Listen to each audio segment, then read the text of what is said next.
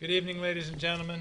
It's Wednesday, August 8th, about 7 o'clock, and this is a regularly scheduled meeting of the Wareham School Committee. We will open with public participation. Is there anybody here who would like to address the committee? Seeing none, we'll move on to good news. Dr. Rabinovich. Yes, I'd like to use this opportunity to announce that our CARE program, which is part of our Century 21 summer program that has been running here at the middle school from 8:30 to 2:30 daily. And tomorrow is the last day of the program, and it is fair festivities, Thursday, August 9th, which is tomorrow, here at Wareham Middle School. The fair is 9:30 to 11:30. There'll be food, popcorn, snow cones, wood shop, wood products, jewelry, earrings, bracelets, exhibitions from the rubric mosaic, the scratch laptops, the origami demonstration, and the rubric challenge, all before 11 o'clock. And from 12:05 to 2:15, there'll be a dramatic presentation here in the auditorium, The Shark and the Horseshoe Crab, The Three Little Dolphins, and music, Yellow Submarine and the Jailhouse Rock. So if you'd like to see what goes on, what the students have learned and what they'd like to exhibit, it's here, right here at the middle school tomorrow from 9:30 on. Thank you. Question. Yes. Barry, do we provide transportation to kids to attend this program? We do, and that transportation is paid for by the grant that pays for the program. It's part of the Century 21 grant. Great, thank you. Anything else under good news? All set. Moving on to minutes, we have 3 sets of minutes, June 27th, July 25th, and August 1st. I'll take them one at a time. June 27th. Any additions or corrections? Motion to approve? So moved. Second. All those in favor? Aye. Opposed? Abstain? 5-0-0. July 25th.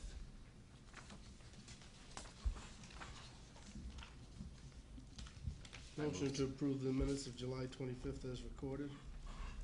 Second. Any discussion? All those in favor?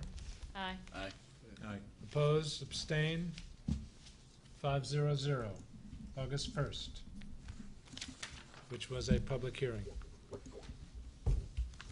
Motion to move to approve the minutes of August 1st as recorded at the public hearing.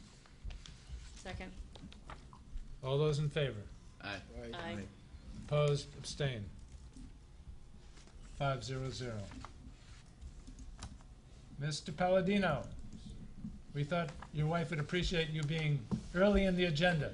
I appreciate that. I'm sure she does, but I think she will. And the walls come tumbling down. I think it's the opposite in this case. Well, yes, this is true. Thank you for scheduling me early. I do appreciate it, and I'm sure she does as well. So, I know you have attachments for 2 proposals. I'd like to talk about the library proposal first. As I think most of you are aware, with the exception of Mr. Flaherty, I was here about 6 months ago proposing a partition in the library. This partition would be utilized by every classroom as an area where students can work on projects, where they can display their projects, where they can have some type of an LCD, which we used to call in focus back in the day, that would allow for them to project their technology that they're using and incorporating that into their projects.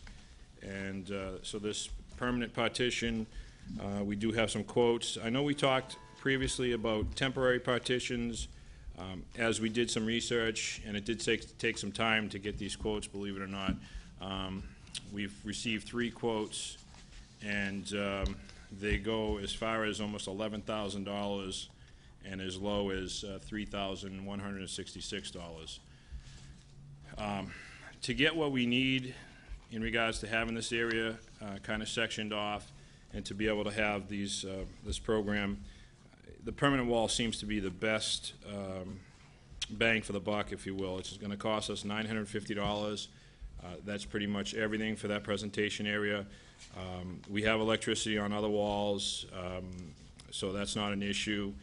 We have the LCD projector in. Right now we're using it on a cart, and we're bringing a portable screen, but this is going to allow for it to be a little quieter so that the rest of the library isn't disturbed while these presentations are being conducted. Questions from the committee? I have one. Yep. Scott, I know that, at this 11th hour, this is not the question that you want to have someone ask you, but Okay, she's withdrawing it then. no, not. Dr. Sylvia? Nope.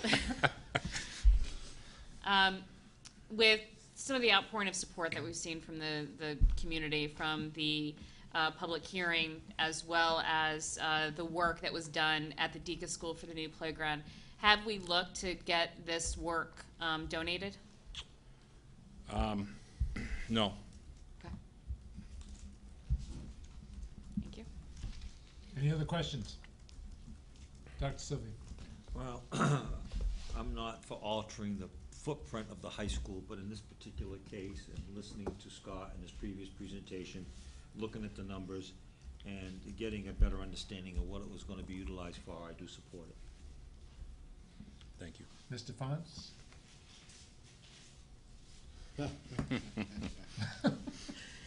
I like taking walls down, not putting them up.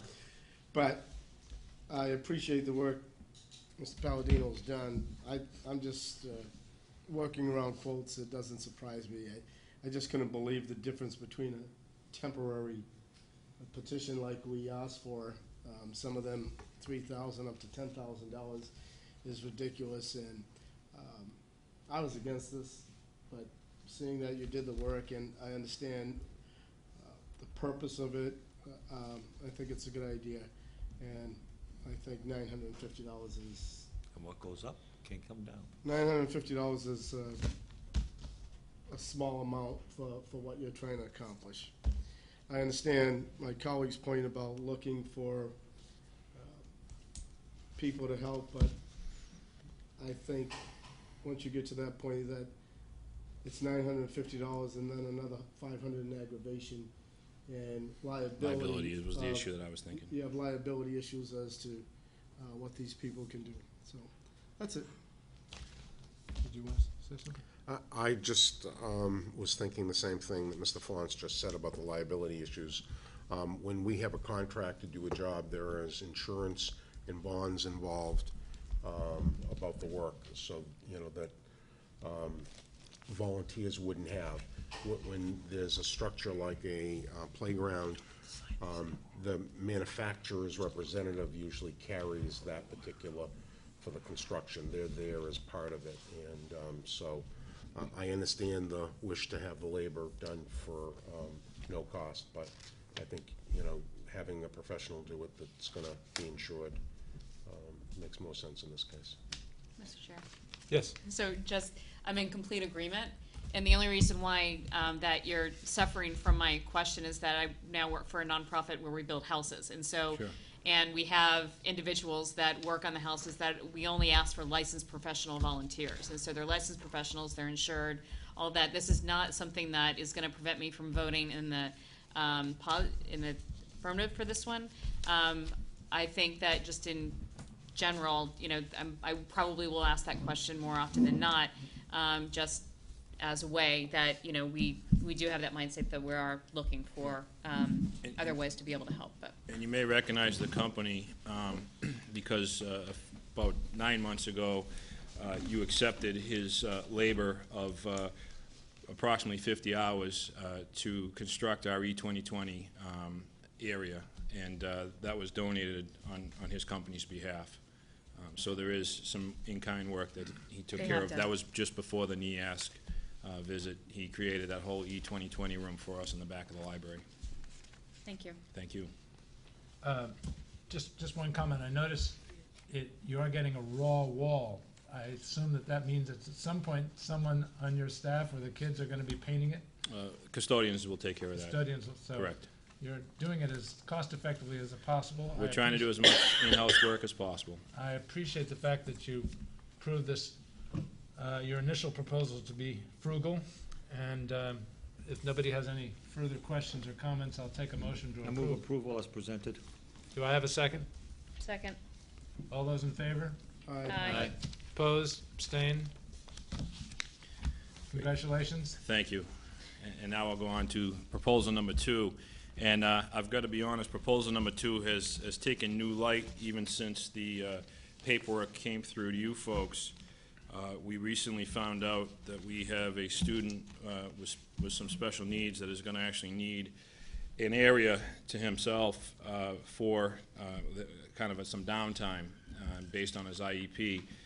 At first, the proposal was to utilize this area as a workstation and allow our PM2 program to utilize it. The PM2 program is still part of the plan. The difference is when my special ed department head came to me most recently, he said, I need to have a room for a student to use for some downtime, and it's part of his ed plan. So this room may have 3 areas that it's being utilized for, and one would be for that student, one would be for a staff work area, and one would be for the PM2 program. Currently, they have an office in the first floor that doesn't provide the visibility that they really need. Their classes are all on the second floor. Mainly, the reason they're there is because there's air conditioning on the second floor closest to the front of the school. That is the window that's pictured on, I believe, page 2 of your paperwork. And it really, when you look at it, it was almost created to have a door and a wall, and it has some great natural lighting. But what happens in our school, unfortunately, is at the 2 ends of the building, classrooms are not in close proximity to that area that's pictured there, and it lends itself to some students congregating in that area in between passing. So there's a lot of positives I see as the principal and someone who's been in this building for almost 20 years to having this space there. Most importantly, it creates an office space, which if you come through our building during the day, you realize there are really 3 major issues as far as the building. There's not a lot of office space, there's not a lot of meeting space, and there's not a lot of storage space. The classroom space is adequate, but this is something that is needed. And again, as of Monday, it's really, there's been a new need that's come to my attention in regards to this student. So I'd really like to gain approval tonight to move forward and get 3 bids. They would not exceed $2,500, and I would get 3 bids just as I did for the temporary wall, just to make sure, as you said, Mr. Sweat, that we're frugal. Questions from the committee? Ken? Scott, if this wasn't approved, what does that do to the student that needs space? Are you cramped for space now? Right now, there's not a single office that's available. We'd have to displace someone and double them up because it's the law. We have to follow the ed plan. Okay. I agree. I've walked in the school before, and this is a perfect spot for the boys and girls to hang out. Nice view outside. So if you can utilize the space without any additional costs, I believe you'll still have access to heat and light in that area, correct? Yeah, I believe you can see definitely light, and I'm not sure if the picture shows it here, but there is actually a radiator. You could see on the second one where it shows kind of the side view. You can see underneath the window there is a radiator already there.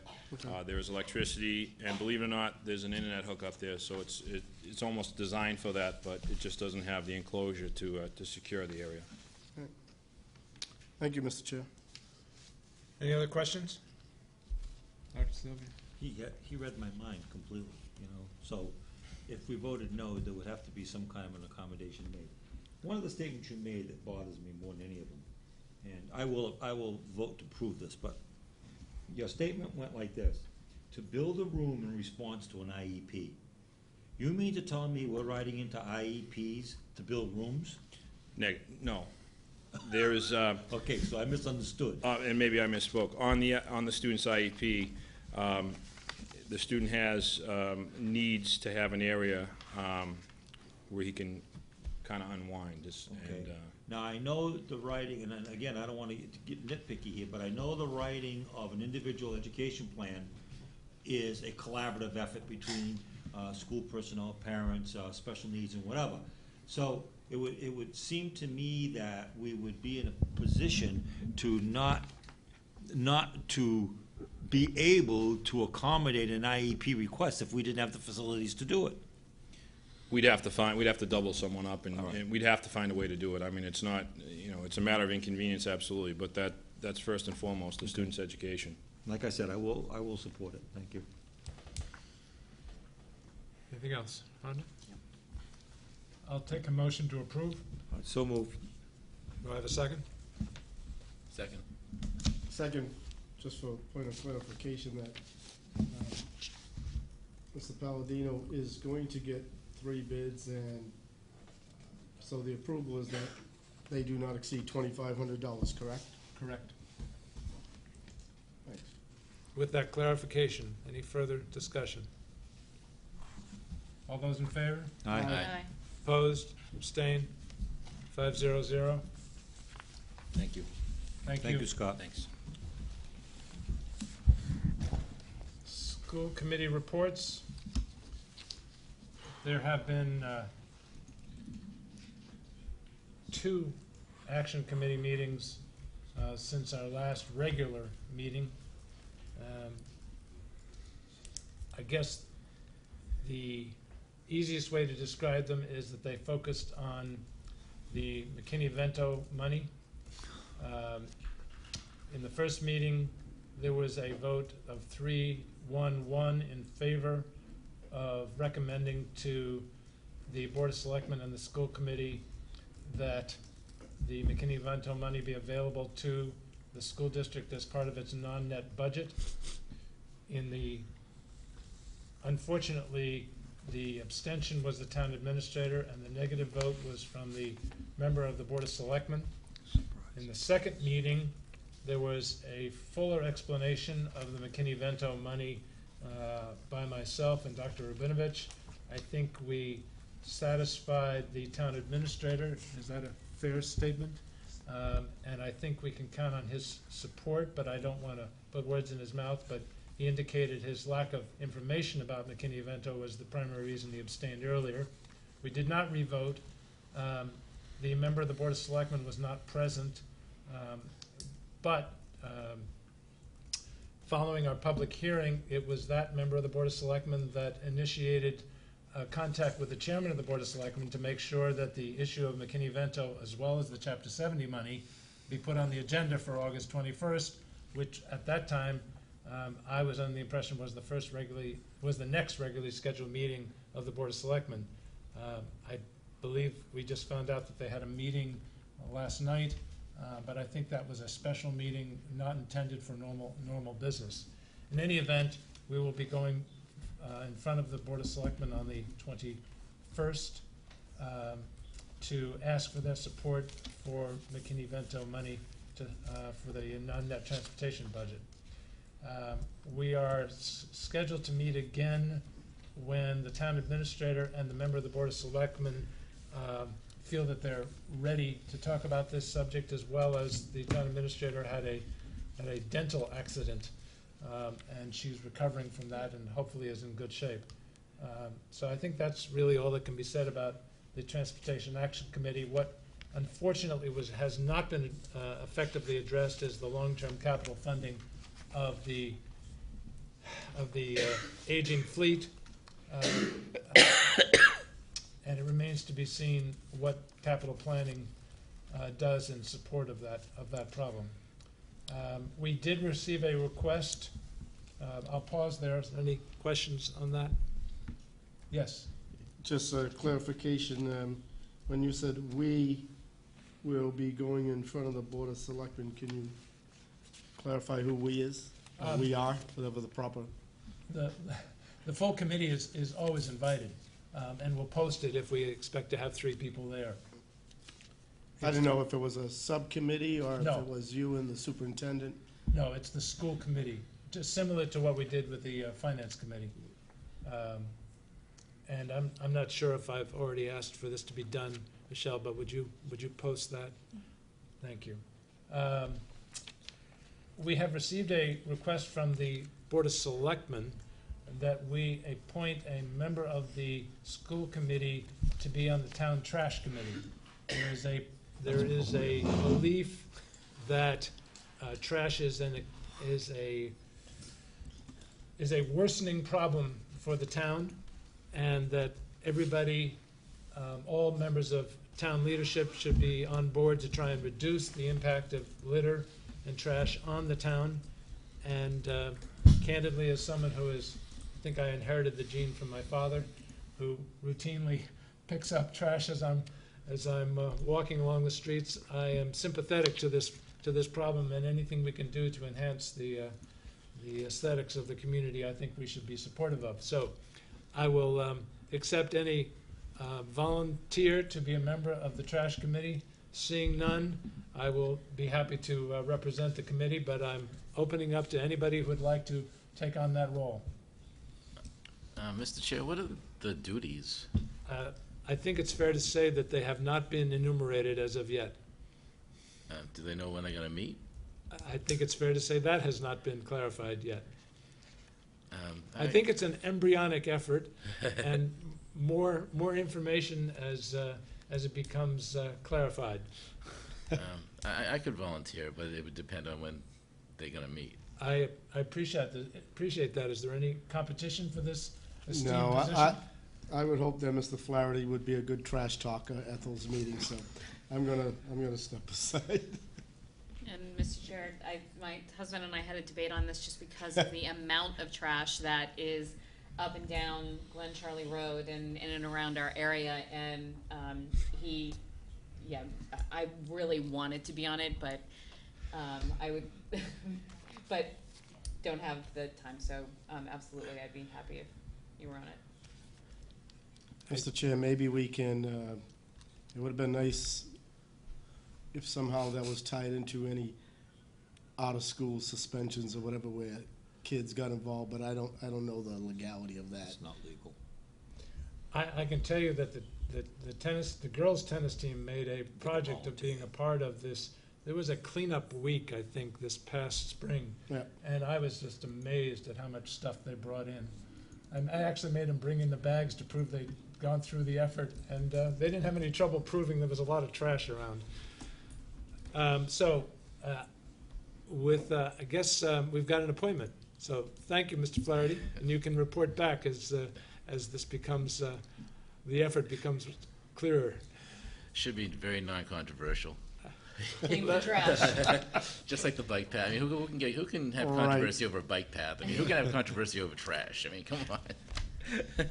Thank you, Mike. And lastly, we just completed a presentation to the Finance Committee regarding 2 areas of additional monies that we hope to come to the school district, both net school spending and non-net school spending.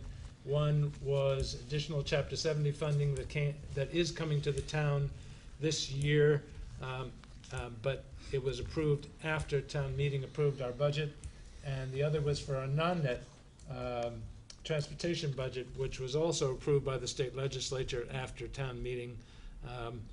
The Chapter 70 money amounts to about $120,000. The non-net transportation money is a maximum of $167,000 and a undetermined minimum because it depends on how much the rest of the state grows its homeless children and the cost of transporting them. So it remains to be seen. I think we received a thoughtful and generally supportive response from the Finance Committee, but they didn't feel it was appropriate for them to take any vote, either binding or non-binding. They are anxious to see what the kind of support for these 2 items we will receive on the 21st from the Board of Selectmen. And this is a topic for another part of our agenda, so I'll move on unless people have any comments or questions. Okay. Mr. Chair? Yes. I know that I'm gonna jinx us, but I just wanna make note that the chair is a half an hour ahead of schedule right now. And I know I just jinxed us, but I thought it was important just to note that. I We're doomed. we are very much doomed. I will pretend that interjection did not occur and move on to the superintendent. Well, you just wasted 5 minutes.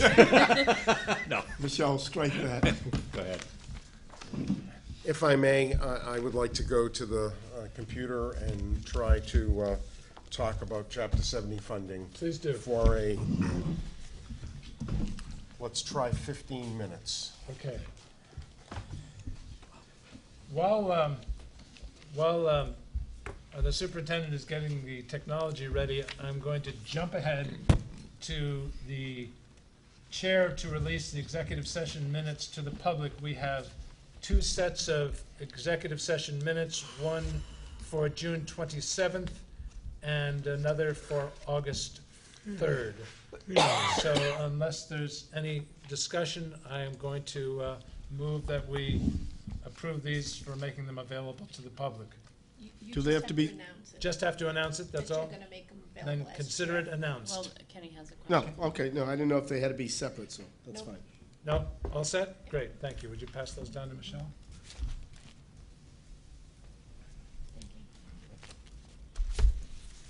You good to go? Well, let's- I believe I am. Okay. Yes. In For- your package, Just for people in the audience and those viewing at home, this was a explanation of Chapter 70, which is by far the biggest amount of state aid that comes to the town on an annual basis. It is quite complex, and hopefully this committee will ask the questions that everybody in the audience and people viewing at home would ask if they were receiving this presentation. Thank you, Barry. so there are, in your package, there's an explanation from Desi. And we will get to the charts that are on this paper in a few minutes, but I just want to talk about required net school spending. That is the amount that must be spent, according to the legislature, for an adequate education. Now, there are people, Mr. Sweat, I believe, has talked before about the adequacy committee, that formula was put together, it started in 1993. And the cost of teacher salaries, health insurance, and so forth have gone up exponentially. And so, even though this does talk about what is adequate, it really isn't adequate. But it does set what a minimum amount can be spent on the educational process. And so required net school spending equals Chapter 70 aid, and this year, we have gotten already $12,200,000, let's call it, as a round number for the moment. And then there is the minimum contribution from the town. That is the required district contribution. And together, they make up the required net school spending. So A plus B equals C, where in this case, C is the required net school spending, A would be the Chapter 70A, and B, the required district contribution, for those of us who are into algebra. There are some terms that are thrown around that I just wanted to try to explain. The first one is foundation budget. That is the minimum amount of spending needed to provide this adequate education. The foundation budget is changed each year to reflect changes in enrollment, student demographics, inflation, and geographical differences and wage levels. And there is a chart that will show that as well. The target local contribution. This is the number that is established by the state and is the ideal goal for how much each city or town should contribute. There are two measures that they use in order to come up with this number. And it's the municipal wealth, that is aggregate property values and aggregate personal income levels. If you have heard either the chairman or myself talk about how the Chapter 70 formula does not help the town of Wareham or the school system in Wareham, it's because we are a town that has low personal income but high property value. So we sit at number 40 in the state when it comes to personal property values, average, but the average family income is down around number 240. So what happens is we're at both ends. If we were at the low end on both figures, we'd get a lot more money from the state. But because we have one high, one low, they kind of offset each other. And you'll see some of that in the next thing. Mr. Chairman, is it okay if I take questions as they arise? Please. Thank you. This is where I get hung up. It's the target local contribution. How is that different than the required district contribution? And I'm gonna, the next couple of slides, I hope, will show that on the chart. All right, thank you. Can I make a point? Are you leaving that Please. slide now? I'm ready to leave it, but go ahead. I want to make a point. The last sentence of that chart is not insignificant, because what that is really saying is that no matter what the formula says you need, you're going to get 17.5% from the state. So you could be the wealthiest community in the Commonwealth. The formula could say you don't need a dime from the state, but, and this is admitted to me by people at the state level, you're going to get 17.5% from the state for purely political reasons because you're part of the state and therefore you ought to get something. So it is this committee member's personal belief that that is money that should be spent in communities that are sitting around minimum, and the minimum is too low, and I hope that is addressed as part of the adequacy study when it eventually gets out of the subcommittee that it's dormant in, because that 17.5% is a lot of money, and communities, and I have friends who live in Weston, and communities like Weston do not need 17.5% from the Commonwealth. Sorry, Barry. No, thank you. That's why I put it there. Yes, I'm glad you did. The required local contribution for each municipality is based on the previous year's required contribution and includes some transition factors. And I hope, Mr. Flaherty, when I get to the chart and show the transition factors, it will explain what I think was your question about why the number went down from what they had as the minimum contribution. If they feel that according to the formula that the aid, the contribution of the town is above where the target is, they call it excess aid, and they then bring it down by 15% a year. And that has been happening to us for the last 5 years or so. The increase or decrease of the town's FY12 required local contribution by the municipal growth factor, and you'll see this MRGF, and that's why I wanted to lay it out. And shortly we should be getting to the meat and potatoes of the charts.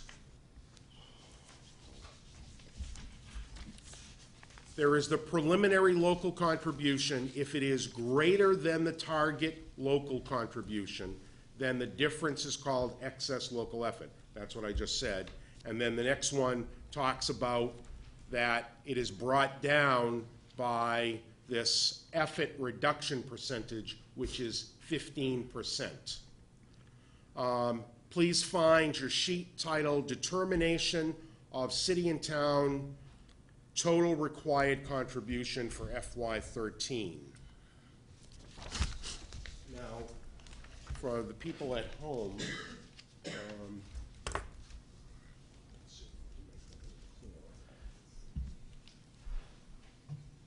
well, I guess if I wear my glasses, it's pretty clear. So, it starts off with the 2010 equalized valuation. Very large number. That is when we talk about the wealth, the property wealth of the town. So if we talk about, that is that correct? $3,808,607,300. They take a percentage, which is here, and this is for every community in Massachusetts, which is 0.3221, and that's where they come up with the local effort from property wealth, $12,268,782. They then take the 2009 income, which is $433,840,000. They take 1.6124% of that, and they come up with the local effort from income, which is $6,995,191. They then add that together for the combined effort, which is the $19,263,974. The next number, and I have to say this, and I show it on the next slide, this is talking about the total foundation budget, not just for the Wareham Public Schools, but also for Upper Cape. They do it together, because I looked at that number and I said, well, that's above what I read as my foundation budget, and went back to then look at the next slide that showed that it's together. So that's why that number is as large as it is.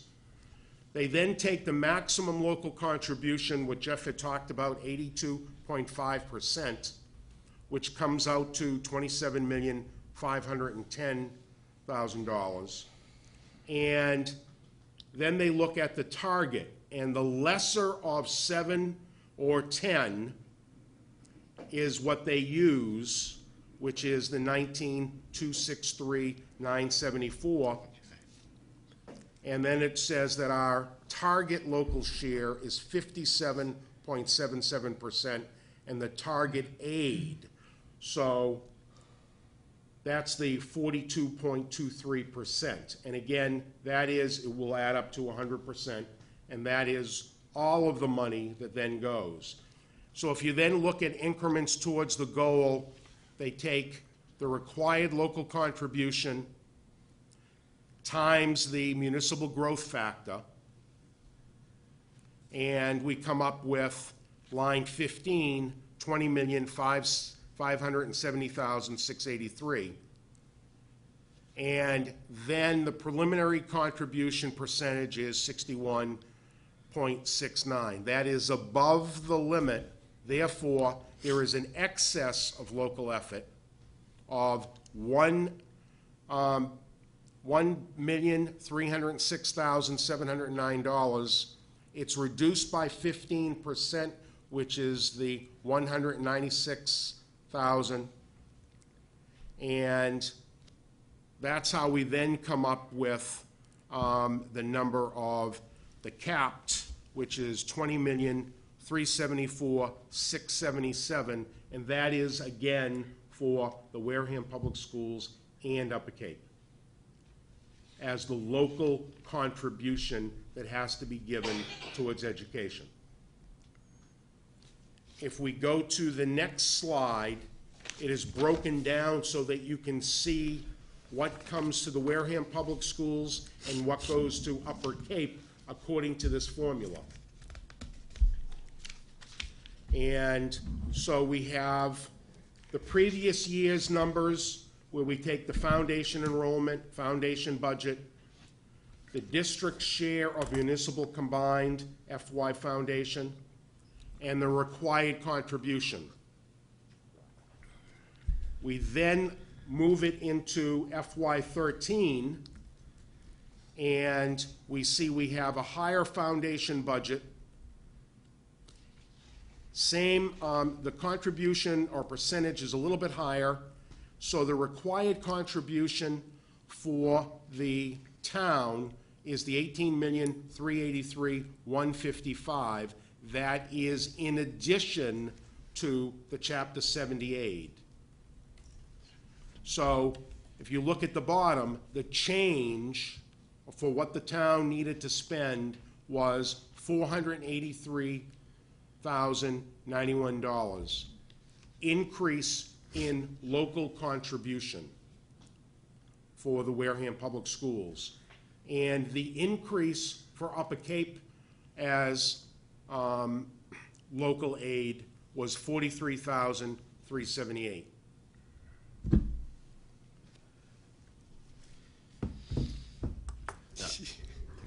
Mike, Yeah, go ahead. I was just going to say, I now see what the target figure represents, but I wanted to ask you, Mr. Chair. I remember something you said, and you've talked a lot about how unfair the formula is. But I think you've mentioned and it's not so much. In addition to it being unfair, I guess you said that it's not even being honored, and I'd like to understand what that means. The inflation factors that they apply to the way they generate, not the numbers that you see here. It's really critical that people understand that this gives you a false sense of precision about this formula. There's a saying for those of people, including myself, who play with spreadsheets. It's the GIGO factor. It's called garbage in, garbage out. So what you're seeing is output, okay? But what goes into the formula does not correctly reflect the increased costs of healthcare and the increased costs of special education into the costs of the overall districts. Okay, all right. Across the Commonwealth, Yeah. it doesn't reflect that. Okay. So that's the key thing to be understood about what they're not honoring. They are not honoring the fact that they know that those costs are much higher than the formula represents, but they're using the formula anyway. Yeah. And there's no light at the end of the tunnel for that, is there? Well, as recently as this afternoon, I am starting the process of collecting a lot of information about this adequacy study and continuing to pressure our state senator and representative so that when the next legislative session opens, that I'm going to be personally pushing on them to get it out of committee. So that's really all that I can say about this, other than the fact there's two components of this problem. And I'm sorry, No, this full conversation. we have a general problem within the Commonwealth that hurts everybody, okay? And that's why 80% of the communities are struggling. But then we have a specific Wareham problem. And that specific Wareham problem is that, and I think Jen and Barry will correct me if I'm wrong in saying this, but I think the children of Wareham, because of the demographics, come to kindergarten much less well prepared than the formula reflects. Why, for example, should Middleborough get literally their target aid is 10% higher than ours, but we have, from a demographic perspective, children that are much more difficult to educate based on demographics. That's a particular Wareham problem, that the formula of 50% property value and 50% income just doesn't handle it, and we suffer from that. And That just happens to be true. No, when you say that with demographics, are you talking like a language barrier, or? I'm talking about when you're homeless, when you have a single parent. All of these have an impact on how well prepared a child is when they hit the school district. Have they learned their ABCs before they got to the school district? Have they done a lot of things that perhaps you and I were familiar with, and they're not? That doesn't mean they're a bad child. It just means they're less well prepared for school. Okay. That's literally what it means. And am I saying that correctly? Yes, you are. Feel free to correct me. No, you're right on the right path. I would just, maybe as a historical note, the reason we have this formula goes back to 1993, when the first ed reform legislation came about in Massachusetts. And there was a legal case called the Webby-Dukakis case, where a group of school systems, Brockton, Pittsfield, I forget some of the others, but other, what they now may call some of the towns that had lost a number of their industries and were hurting, that it was an unequal education. The Massachusetts group of laws about education is that it should be equalized. There should be equity, so that if you live in Weston or if you live in Wareham, that your child can be exposed to the same education and have the same opportunities. That is not the case. So this came about, and for the first 7 years after '93, the amount of money we got went up exponentially every year. We built programs, we added things. I was the middle school principal at that time. We brought back foreign language. We did a lot of building of programs because we had the funds to do it. Then we hit the recession of the 90s, or later 90s, that all of a sudden the funding was no longer guaranteed, and it was kind of leveled off. So what may have to occur is there may need to be another lawsuit brought to force the legislature to fix the formula for those towns and cities that are not getting an adequate education because of the demographics of the town. And that may be a long way of saying it, but I And think I that's also kind of overlooked what our has to happen. Director of Student Services, who's in the back, who has a particular expertise and perspective on this. So, did I leave out anything, Bob? No. Okay, No, I think that was go ahead. How was Chapter 70, or how was the formula done before ed reform? How was it calculated when it came to how much money was given by the state to local schools? It was,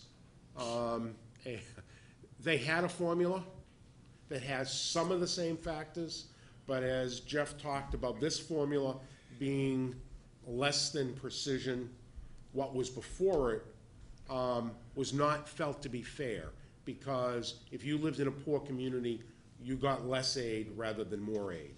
And so the new formula came out to try to redistribute some of the wealth to make it an adequate playing field, a fair playing field.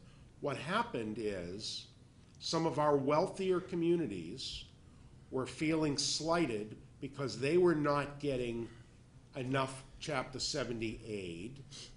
And through the legislature, there was an amendment to put in this 50-50 about wealth.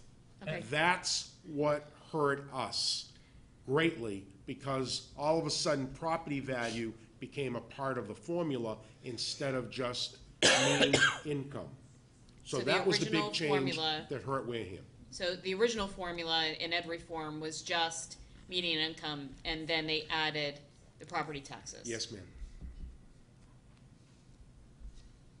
So they went from one formula that didn't make sense to another formula that didn't make sense. It's the problem when it's a legislative fix, and we After the have legislators that need to get elected. On the slide behind me, this is the summary page.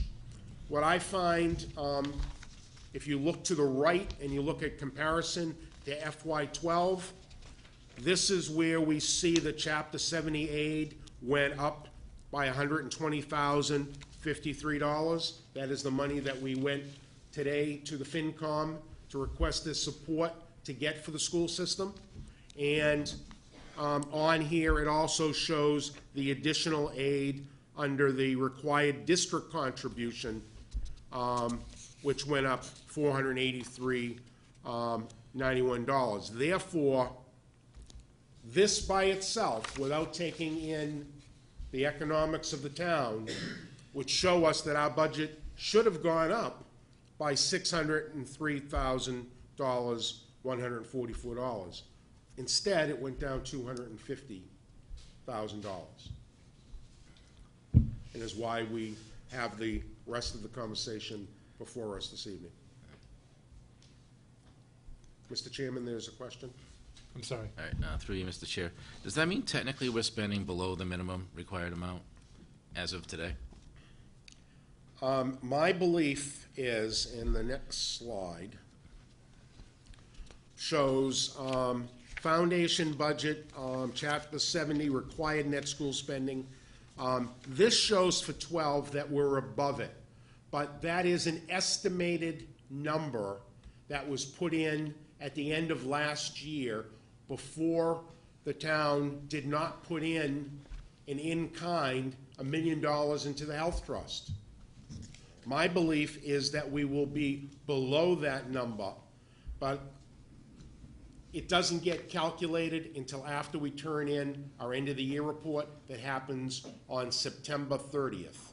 So sometime between September 30th and December 1st, we will get a report from the state that will tell us exactly whether or not we met our required net school spending or not.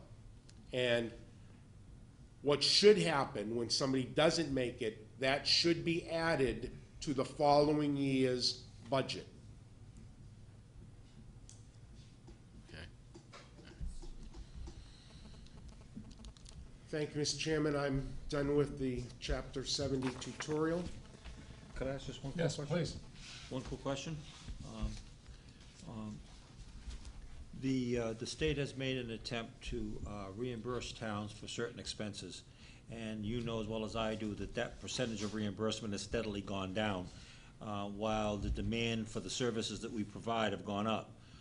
But that is separate from Chapter 70, is that correct? That is not factored in at all. No, so if we're talking about circuit breaker for special education, We're talking about circuit breaker, we're talking about transportation, we're talking about a lot of things that they once funded that they no longer fund. exactly. So you were exactly right. Transportation, that 6 years ago, the town got $250,000 from the state. We get zero. So- However, the regional school systems still get 60% of their transportation The reason- bill paid. The reason I make that point is because, yes, an awful lot of our expenses paid through Chapter 70, and the town pays their fair share, for the most part. But what's not factored in, and what probably is not factored in on a regular basis, is the fact that the state continues to renege on commitments that they've made to reimburse the cities and towns for extraordinary expenses. And they continue to do it, and that puts a tremendous impact on the budget. I think if we took a look over the last 5 or 6 years on how reimbursement from the state on extraordinary expenses have gone down, you'll see that we've taken quite a major hit. And McKinney-Vento was just well, it's not even the state, it's the feds. McKinney-Vento was just an attempt to offset that, I think, Well, yes. on that part of it. Yes, McKinney-Vento is the federal legislation. Right. And the state's effort to offset it Correct. is helpful, but small potatoes, keeping in mind that the 125,000 or so is literally less than half of what we used to get For transportation That's aid. exactly right. Yes. So I think that, I don't want the public to look at this and say, well, you know, we're getting our fair share from chapter 70, even though it's not enough. You've got to factor in all the other factors that go into impacting the budget. So I just wanted to point that out. I don't know if I was in order or not. Any other questions? Yes, Mike? Not related to this. Not related to this, so later in the agenda. No, well, if he's done, I'll ask my question. Are you, I think you're I'm done. done with the Yes? chapter 70. Yes. I know we've mentioned it a couple of times, that I thought this meeting was gonna be the meeting we discussed the budget and the It is. making up the It's on the 250. agenda. All right, I just don't, which item is that? Number 7. FY 13, number 7, it's Of the next. budget, oh, I see the sub-items, and Yeah. I focused on those, thank you. Okay. Mr. Chairman, just on my report, there was one other thing that I just Yes. wanted to, in your package is the process for calling town meeting and the various dates. And I just wanted to point out that I believe later in the agenda, I believe, Michelle, do we have it on this? It's under this. It's under this one, okay. So we have, by Friday, September 7th is the last day to submit petitions to be inserted in the warrant. And at the FinCom meeting tonight, you presented 2 warrant articles, one for the school system to get Chapter 70 funding additional, and the McKinney-Vento money for non-net school spending. And so it would be helpful if you could find the, I think you have the 2 warrant articles. and Yes. Whether we should take a vote this evening to send them to the Board of Selectmen to insert in the, I would like to do that following items 7 and 8. that's fine. Okay. Anything else before we move on? No, I'm ready to go into the next, Okay. if you would like me to. Please. So this is the FY 13 budget. There are 2 bullets associated with this that are of significance.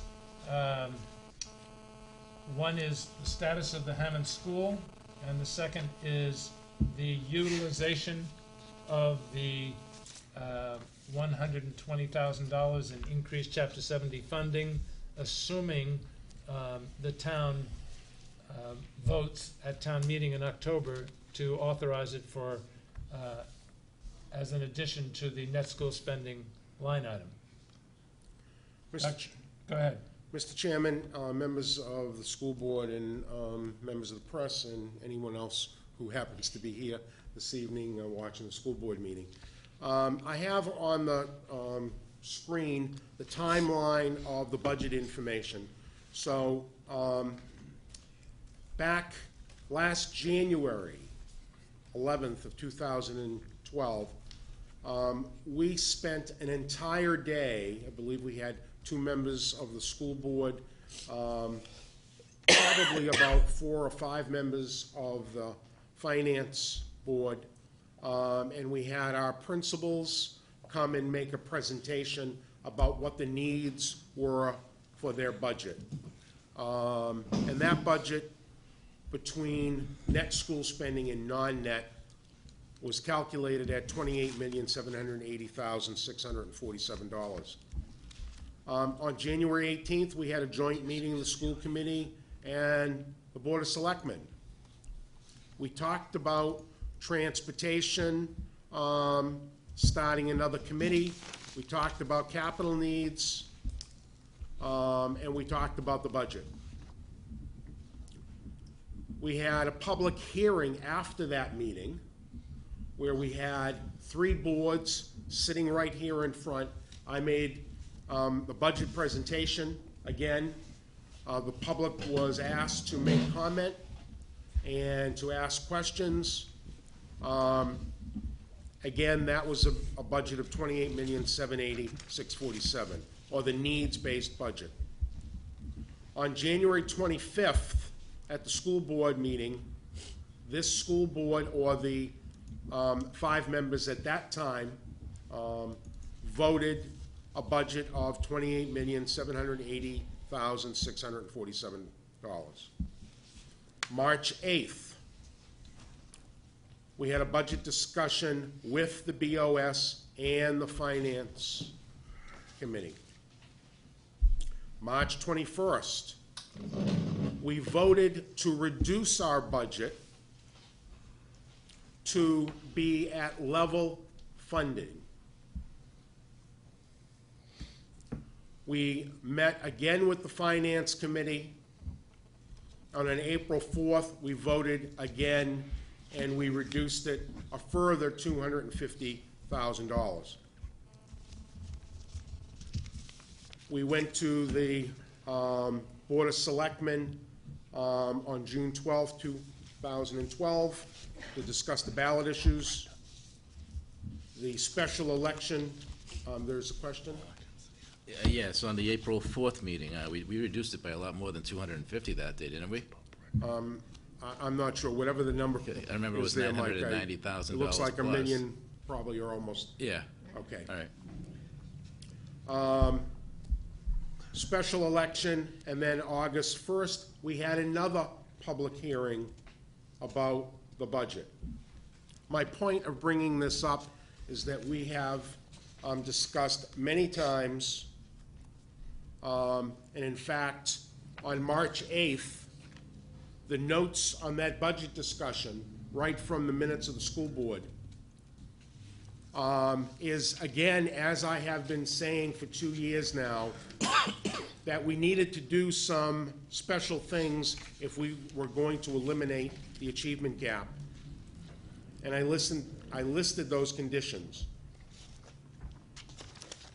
One of the things I thought needed to happen is that if we were going to be reduced, that the town budget needed to be reduced. That we needed agreements from all the boards involved to support the debt exclusions for the instructional materials and what the consequences would be without a contingency budget. The $27,195,307 voted by the school board would be reduced by $1,808,000 less debt exclusion for instructional materials for a $1,500,000 cut. If the debt exclusion is not voted by the town meeting and the vote is on a ballot question, these instructional materials will not be in the school budget. Reductions, we talked about 25 teachers coming from the 2 elementary schools and the high school. The high school would have to change its current schedule to include study halls, which it had just eliminated the year before. We would also take reductions with substitutes and staff development. We would make non-certified personnel cuts of $100,000. And we would have a further conversation about sports facilities and administrative cuts. The administrative cuts have been made. We cut an elementary assistant principal that was the assistant principal at the Hammond Elementary School. We eliminated the recently started position of Department Head of Guidance at Wareham High School. I have a facilities recommendation, which is to close the FLE Hammond School. It is a wooden structure. It is not handicapped accessible. We have lead paint issues. There is no assistant principal to supervise staff and students. And by moving the kindergarten classes to the Minot Forest School, we now have a principal that has a K-5 students all in the same building. We would get additional savings that are not factored into this budget, but if we vote to in fact close the Hammond School, we will get an additional $56,000. This one says $51,000, but I was corrected by Ms. Miranda that it was actually $56,000 when we consider heating costs, electricity, maintenance costs. If we had awarded the bid to do the master study, we would have had some data and some plans to deal with this upcoming facility and space needs issue. But we felt that we couldn't do it, we couldn't use the money towards that, so we're at the position now, we need to make the decision without that study. I will come back as part of the conversation about Hammond, but Mr. Palladino, I think probably twisted the arm of our athletic director. I'm gonna ask you to pause at this Okay. moment. Are these recommendations? Yes. What he's gonna do next? Yes. These are recommendations to get to the point of what to do next.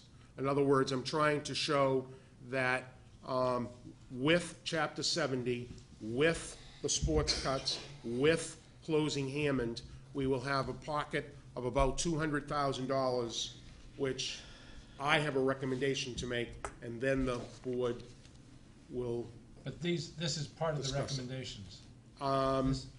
Your recommendations are contingent upon these, yes. okay. And When- also, I'm sorry, and also the increased chapter Yes, 70? yes. Okay, thank you. When I read this, I became uncomfortable. As some people know, I'm coach of the high school girls tennis team, and although I donate my salary to the Wareham Athletic Association, I feel like I need to recuse myself from any votes or discussion, which I do so reluctantly, but think I must do so. So I'm going to turn the, figuratively speaking, the gavel over to my vice chair.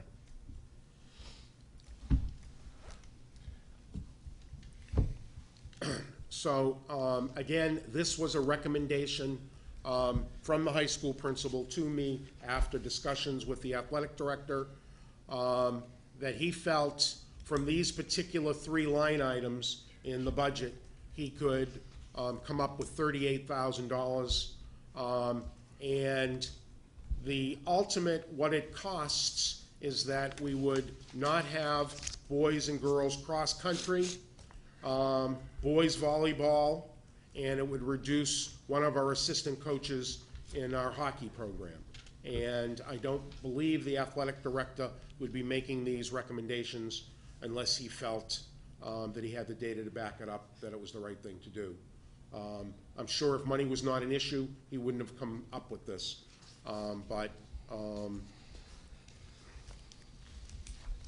So let me move to the next one. Could I ask a question on that? Absolutely. Are those- are Up to the those- chair, Madam Chair. Madam Chair, could I ask a question on Yes. that? I'm Yeah. sorry. Please forgive me. Are these sports, one of the I don't remember, but are these sports some of those that were really undersubscribed? Yes, sir. So they were undersubscribed, so That's why the recommendation is for these particular that's the rationale schools. for this recommendation, is that and saving money, obviously. Yes. Okay, thank you. And Barry, I think before you go on, I think that, we also talked about the Hammond School, so I might want to just have you go back a slide and see if there's any questions regarding Hammond before we focus on the sports side of it. Because just to clarify, the administrative cuts, go back one slide. No. So the administrative cuts made, those have already been done. Those, right, It was so. part of, when we came forward and asked for $780,000, that was just to restore classroom teachers. So to get to the full $2 million cut, Right, the assistant principal was cut, yep, and that person already bumped one of the other assistant principals, who was the assistant principal at Deacon's, who has left the district on a 1 year and has gotten another job in another district. The department head has been cut. And we also have a custodian from that building that has been reduced as well. right. So then the facilities recommendation, though, is now new. And so Yes. that's why I want to stop and ask the committee if they have questions regarding the the closing of the Hammond School. Madam Chair, through you to the superintendent, closing the Hammond School, would that mean that there's no potential of that being reopened? Because I understand that if it is reopened, then certain things will be required to bring that school up to the current code that we have now. And if you close that school, two-part question, what happens? Is that building turned over, I shouldn't say turned over back to the town, because the town is responsible for all the buildings anyways. So I'll go back to my first part of the question, is if it is closed and there's a windfall of money down the road, can it be reopened? If I can answer that in a two-part. There have been preliminary conversations with the director of CETA, who is very interested in becoming the site manager of the Ethel Hammond School, to have it be an educational and business center for Onset. He and I have had conversations with Bristol Community College about offering programs there in the evening, certification programs for students. We've talked about CETA offices being there, and there are grant funds that are available to CETA that are not available to town buildings or school buildings. So some of the issues that Hammond has about not being handicapped accessible, for instance, could be taken care of through CETA, but we don't have the funds for it. And I can't apply for the grants that he can apply for in community development. So that's down the road, but I don't see that Hammond would stay closed. One of the parents that came to the public hearing brought that up as a fear that if we, what's going to happen to Hammond now? Are we just going to leave it and not have the grass cut? Will it be an eyesore for the community, and so forth? So there are some it's one of those if-then statements that if the school committee agrees to close this building, then it can go. The kindergarten classes have been packed up because we needed to give them direction. And as of Monday, they will be moved unless you tell me no. But the cost of saying no is then we have a program that is not adequate in my mind because I have no administrative help in that building. And saying that the two administrators that are at Minot are going to run over to Hammond for every problem is not realistic. It also means that we need to keep the CNA, the full-time CNA we have there. It will cost us additional money that we do not have. And by closing it, we will gain another $56,000 that we can use, in my mind, towards bringing back staff. So any savings, Ashley, you would still have to keep the heat on a certain temperature to avoid pipes freezing in the winter? If we didn't close it, or we, yes, took the classes out, but we kept the building, you're right, we would have to keep the heat on. Or you'd have to spend the money to mothball it, to put antifreeze in, which is also an expense when you then unmothball it. But once it's no longer a school, when there are no children attending it, to reopen it, all of the expenses would be incurred, bringing it up to code, handicapped accessibility, like we needed to do when we reopened East and West. Thank you.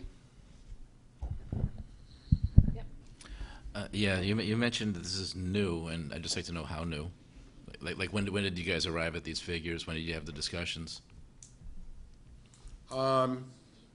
We've been having that for a while. It all depended on if again, an if-then statement. If the election had passed, I wouldn't have had space to move the kindergartens to Minot. So I wouldn't be here before you asking you to close Hammond. So this came about after the July 25th. This is another unforeseen consequence of the vote. That's what I was asking. All right. Thank you. Barry, we talked so many times here about the space issues at Minot. And one of the reasons why we went for the feasibility study and that we were looking at trying to get that school upgraded, enhanced. So where are these kids going? We talked about that there's no classrooms. So can you explain a little bit about what's happening? Yes, by not voting for the $780,000, the riffing of the 6 teachers at Minot happened. They were laid off. Those people, so those are empty classrooms now that are available for the kindergarten. So, again, it's an if-then. Because we have less teachers and higher class sizes, we now have room to have the kindergarten there. And having K through 5 in the same building under the administration is a better administrative oversight plan than having the kindergartens sit by themselves without any administrative help over there. And we I can't understand, afford right, the and I administrative. understand, right, the decisions were made and that the decisions were made for the administration in Hammond, but if we're talking about, I know that you haven't gotten to your recommendation, but reading ahead, the recommendation is to hire teachers. You would have the ability to rehire teachers in Minot. Are we then now cutting off that opportunity in Minot because we've moved teachers will be hired, but in other schools, not Minot, because now we've moved kindergarten there? If you recall from, I think it was last week, the presentation and the class sizes, we had 3 classes at the Deacon's school that were at 29 children. We had 1 class at Minot that I believe was at 27. If we follow my recommendation that I haven't made yet, which will be to hire back 4 people, and we would be able to address the 2 of the classes that have not been handled at Deacon's with 29, that will bring it down to 25, and be able to take care of the 1 class that's at 27 in grade 2, I believe it is, at Minot, because there is another space available. At both schools, we're using every space available. Unfortunately, I don't believe that there is a will to go forward with the Minot project. It was answered on July 25th. And, in the package is the letter that I have to send. I've been getting almost daily emails that they're waiting for us because that money has been encumbered, and they want to give it to somebody else that the town is willing to move forward. Okay, we'll talk about that when we get there. Any other questions on Hammond? Okay. So, we take the 38,000 from sports reduction, the 120,000, $53 in new Chapter 70 money, the 56,000 for the Hammond, and I'm sorry I wrote it down, but I don't have it on this paper. I believe, and a quick number here would be somewhere about $220,000. And my recommendation, and I understand that the board may have other places that they feel it should go, but my recommendation is that it be used, and these savings, to rehire staff, particularly staff who have been terminated.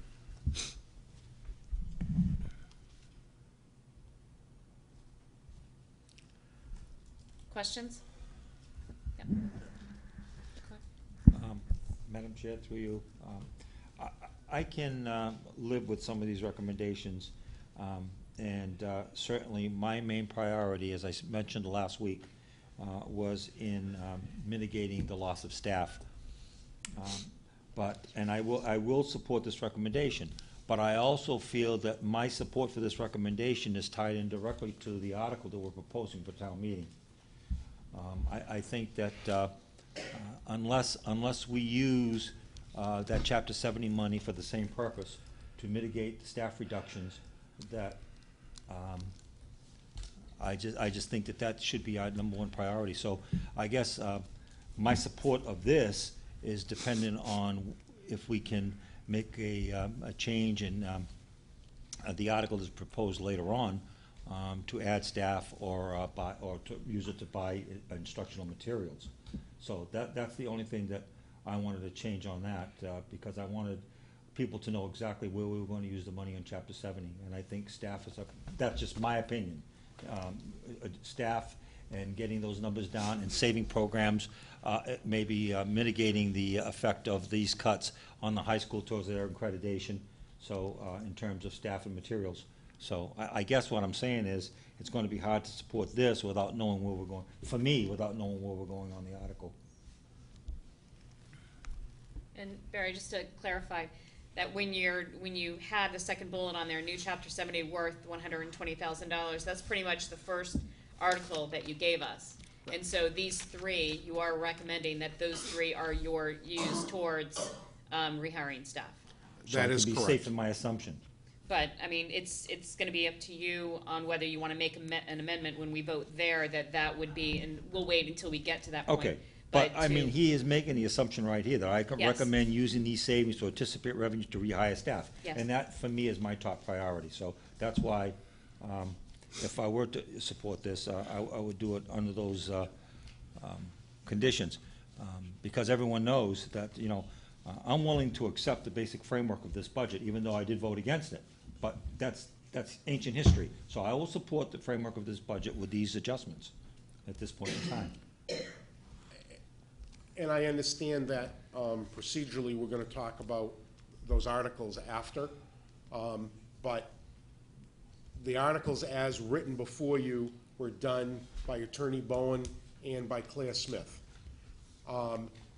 So perhaps putting in the explanation of the article where the money will be spent might satisfy what people are requesting. Just a thought while it was mentioned. We can talk about it when we get there. Mike? Thank you, Madam Chair. I'm comfortable with closing the Hammond for all the reasons stated. I'm not comfortable. It's sort of like cat before the horse, in my opinion. I was hoping to get an explanation of where those cuts were made for the $250K. When we had that discussion back on April 4th, you had listed, the instructional leaders, the sports programs, something else, the extracurricular. And I didn't see, I guess we've come to that, we've arrived at that, but I haven't seen how that was made, how that sausage was made. But now I'm seeing sports being deducted, and I don't know if it's already been deducted in that first round, and now this is a second round of sports cuts. I was hoping we'd have that discussion first. There were no cuts made to the sports program. This is trying to come up with additional revenue needed to try to rehire some people. And that's another issue I have. As we try to find money, as we need to do, I think the priority should be into the textbooks and technology first. I mean, there's nothing that's going to say in FY14 that we lose these teachers, we rehire, and then some. I mean, but if we have the textbooks in hand, and if the class size is 35 at that point, then at least the kids will have the textbooks and the technology, something tangible, something to show for it. That's my priority. And believe me, I want to get to those teachers, but I want to get to the textbooks and technology first. Madam Chair, may I, on that particular note? In a administrative meeting this morning, actually about some positions that are open and so forth, there was a discussion about textbooks, about what is absolutely necessary to make sure that the teachers have the tools they need to instruct. And then we've begun looking creatively throughout the budget and other locations where funds may be available. We actually have a gift account. We had one of our teachers, Ginny Mwando, who passed away actually on site and at school. And in her will, she left a sum of money for literacy. We still have approximately $42,000 in that account that we talked about today to go towards texts. It's in the gift account. You're not going to see it in the budget. It's not part of the budget. But we are looking under every rock to find where we might be able to find some additional funds to be able to purchase as many materials and textbooks as we can. But that is a separate exercise from what I proposed here. Okay. Other comments or questions?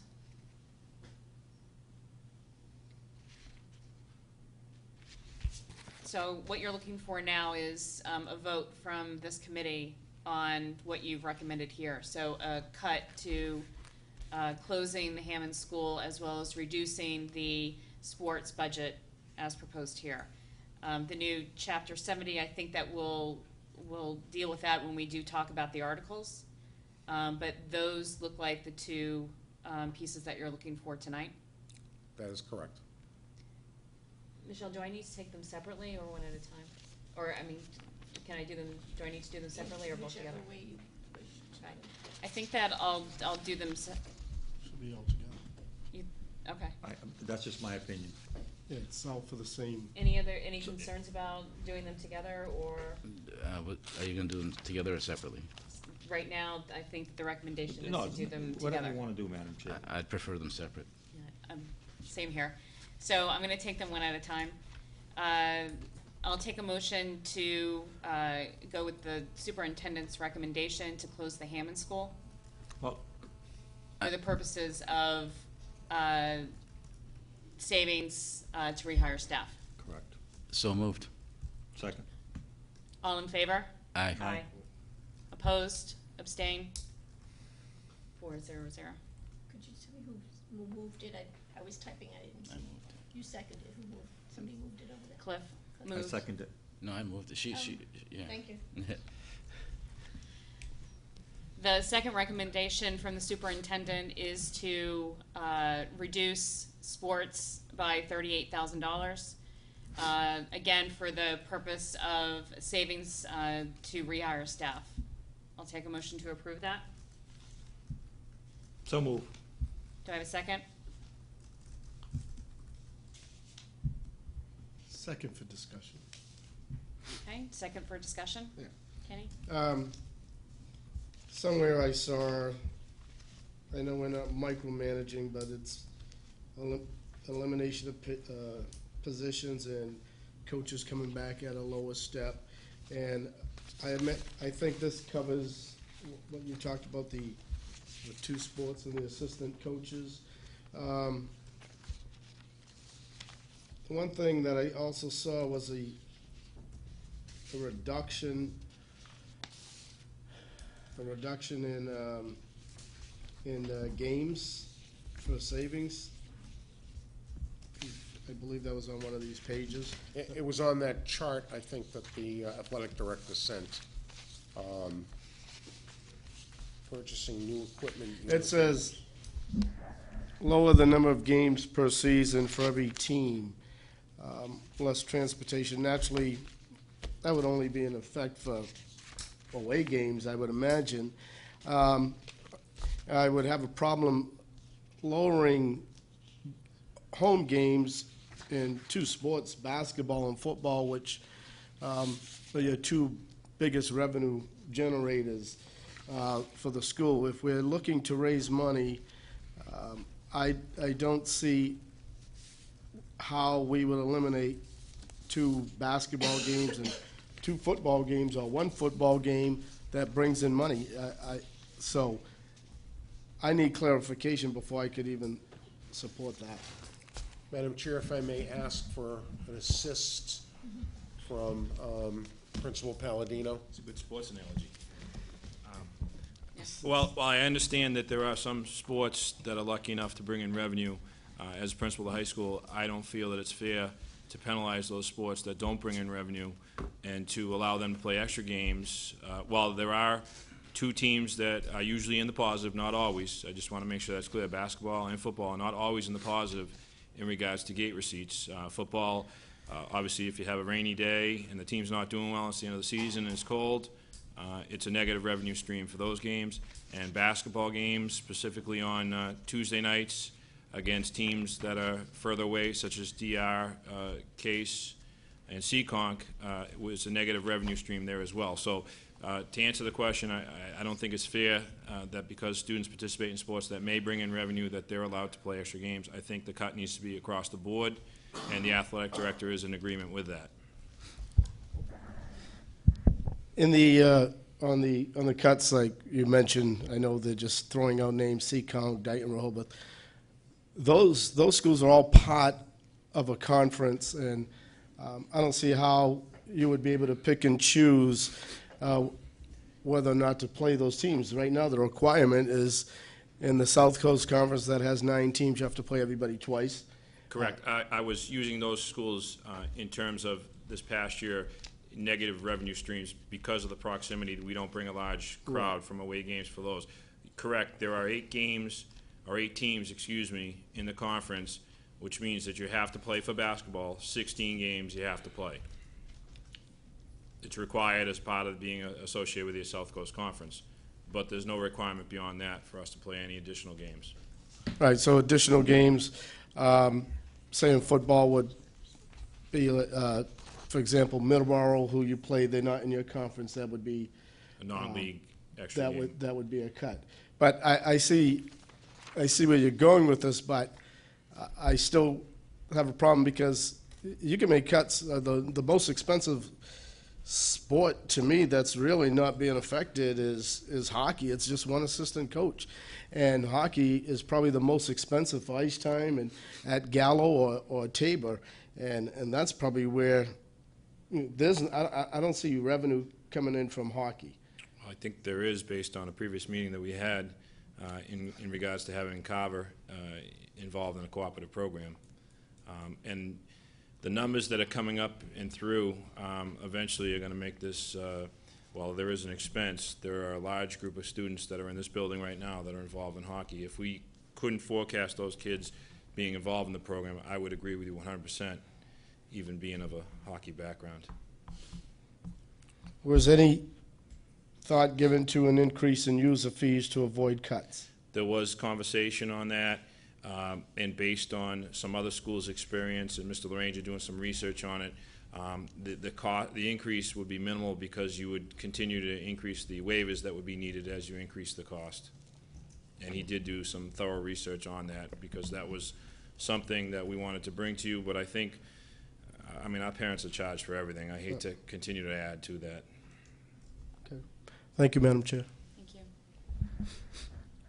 Madam Chair, I know, I don't want to get into the micromanaging of this, but I will say this, that in terms of equity, I mean, we're doing things from a budgetary perspective that defy equity all over the place.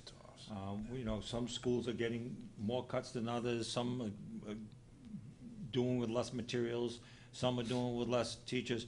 What I'm saying is we ought to be looking at this because it is about revenue streams, simply from an economic perspective.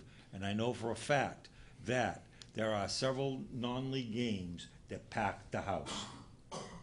And so I just don't understand why we're not saying everything we could possibly do to pack the house, to make some extra money for the athletic program.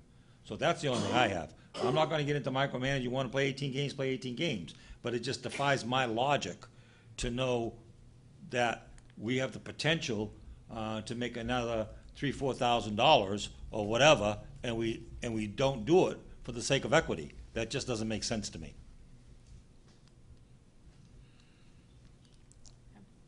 If I could, I know we threw out, these 16, 18 games. The number hasn't, it's going to be less than last year, but Mark's still working with his coaches, and, it's not solidified at this point exactly what that will be, but he's trying to be consistent across the board to make sure that is fair for everyone involved.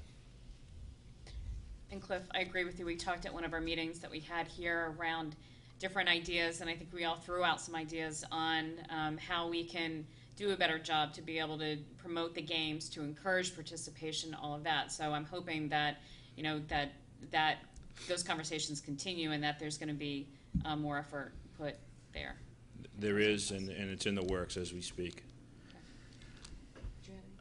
Yeah, it just gets back to the allocation. I mean, the motion is for teachers, and just the debt exclusion article was for $341,000 for textbooks and technology, and you're saying that we can do without that? I mean, you've got something like $42,000 from. What I'm saying on that particular item is that there's no way that I'm going to come up with $340,000. The reason for my meeting today was to come up with the bare minimum of what people will need in order to be able to present the curriculum in a coherent manner. And we came up with some numbers for textbooks, and we're looking very hard at trying to come up with it. I'm feeling that 30 children in an elementary classroom is not something that I can support in order to go out and buy technology. I'm sorry. That's why I'm recommending that any savings we have here go to staff. But there's no guarantee we won't lose them next year. I would, and some people accuse me of looking at things half full. After the 25th, that isn't necessarily the case any longer. But if we look at how the local aid is gotten to in that formula, you'll notice that it was based on last year's. So next year's will be based on this year's. And I believe because of the move we've made for kindergarten, that those children will all be counted as a full FTE instead of a half, because we're not charging tuition, that we will see an increase in our Chapter 70, as well as in what the town needs to contribute, so that we will be able to keep the people that we have. It's still, even bringing back 4 or 5 people, the footprint is still, 15 staff less when we go through the beginning of next year's budget. We will compare the staff that we had during FY12, the staff that we currently have in FY13, and what we'll be proposing for FY14. I have a motion and a second. Yes. Just for clarification, Madam Chair, that's why I had a problem with voting for these separate, because the total package the superintendent is saying, the $38,000 for sports, Chapter 70, $120,000 plus, and the estimated savings in Hammond is $220,000. If we voted to close Hammond. If these other two fail, then we're looking at just $50,000 and maybe one teacher. Is that the way I'm reading that? Because I think your proposal was for the entire package. By breaking this up, I think is defeating the purpose. Well, because that they're different, the only reason why I want to take them separately is because they are different amounts. I mean, so then if you felt strongly not to reduce sports, then the total amount would be the 120 plus the 51, and that is what would be used to go towards rehiring staff. So his recommendation then is not $220,000 then, because that's what we should be voting on, the total recommendation. What we're doing is taking his recommendation and rewriting it. well, I'll ask for a point of clarification from the superintendent. Is the recommendation for $220,000, or is it the recommendation for the savings that are proposed up here, and whatever amount comes out of it is what you would be using for the rehiring of staff? I believe you can look at it both ways, and that we have voted to close Hammond, which is $56,000. We will have a conversation about Chapter 70 if people vote for that and believe it should go towards staff, then we'll add that to it. And if they vote to reduce the sports by $38,000, that will add in. I just added it up and it's $214. Sorry for my Yeah. extra $6 grand thrown in. That's what I was getting at. Kenny, you good? Okay. So I have a motion and a second. I'll call for a vote. All in favor? Is this is for the, Sports. For the sports, the 38,000. can I just ask one more thing? We're still in discussion, so. All right, thank you.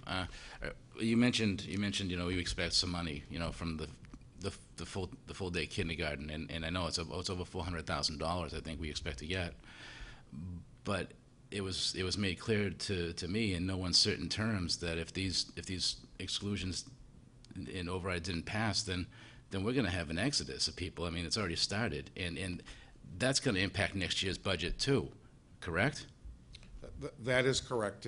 We could lose people as well. You're absolutely right. But, and the 400 wouldn't come until the following year when we're building FY14. So it isn't available to us this year. And you're right, that could offset it.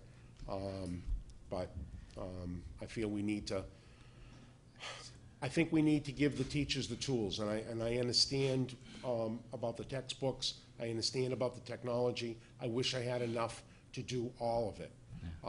But when I'm looking at 30 faces in a classroom doing RTI, inclusion, and everything else, I'm just thinking it's too much if we have a way of reducing it. Okay. Any other discussion, comments? All in favor? Aye. Aye. Opposed? Abstain? Oh, opposed? Aye. Abstain? 3, 1, 0. 3, I said aye. okay. Yeah. 310. Yep.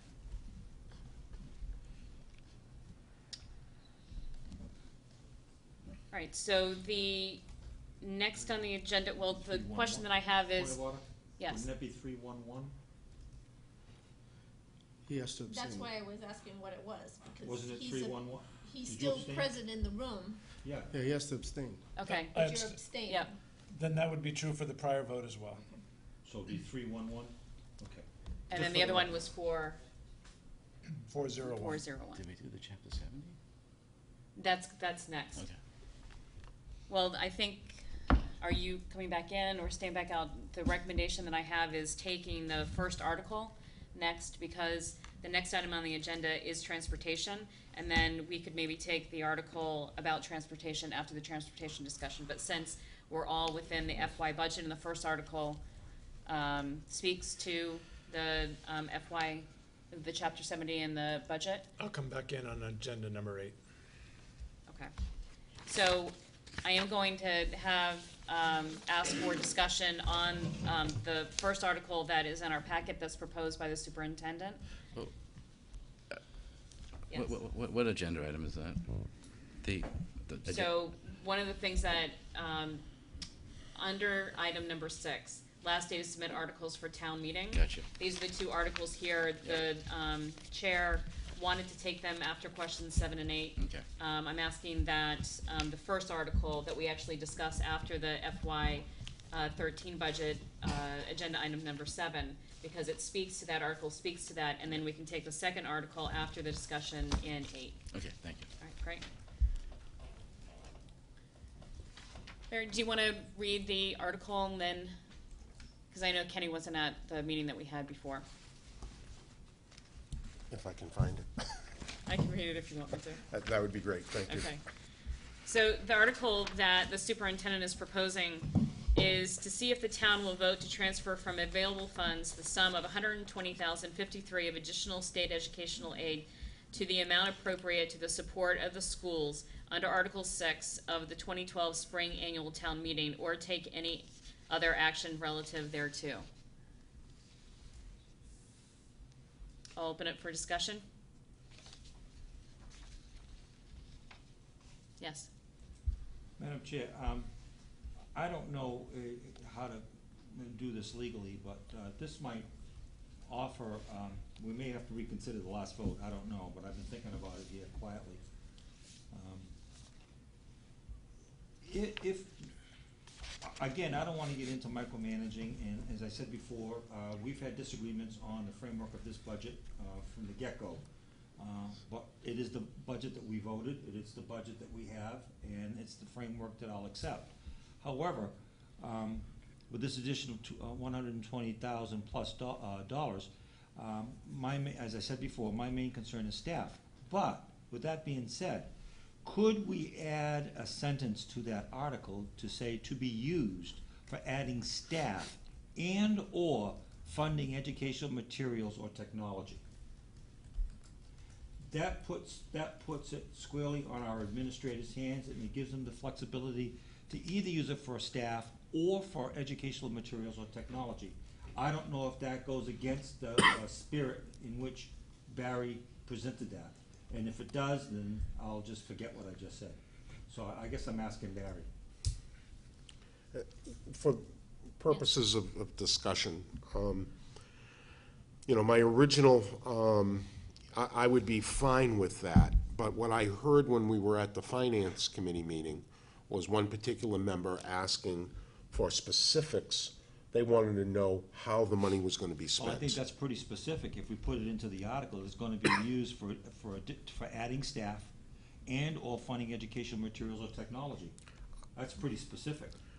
Well, but it allows, for the sake of argument, I could come out of that and say that I thought that the iPad program was so phenomenal, and that the school board thought and said that evening, we should double the effort. And the way you had it worded, I could go out and purchase 120 Yeah, but I think iPads. But I think you would bring that back to the board anyways as a policy decision. So the question that I have is, in the spirit of what we just voted on before, where the superintendent is recommending that the full amount be Staff. spent on staff. Correct. If you And I take out. support that. Right, so if we basically just first keep the discussion on, because I know Okay. that you might want to add the technology, but if we start off by just asking the question, if we added to rehire staff, and is that available for us to do when it comes to this article? I know that you had said that you think that it would be appropriate in the description under the article, but we did hear very clearly from one member of the FinCom tonight, but also in general, with what has been said just from a community perspective, that might help with the article if we basically say it's for something specific. Could we get that in the article? That's something that I would send to the attorney and the moderator. That's who helped write this. And I would go back to them and say, if the will of the committee is that we add a sentence that says exactly where the money will be spent, then I'll ask them if that's okay to do.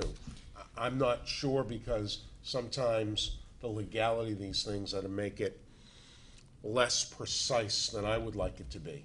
I would like to, say exactly where, but this is the way they wrote it. You would support those words, additional staff? Yes, So just a that follow-up was my question. recommendation. So the follow-up question I have to that is, do you have enough time, if we made an amendment to the article to actually add that language in, do you have enough time to then ask the question and then bring it back to this board if they say no? I believe I do. Okay.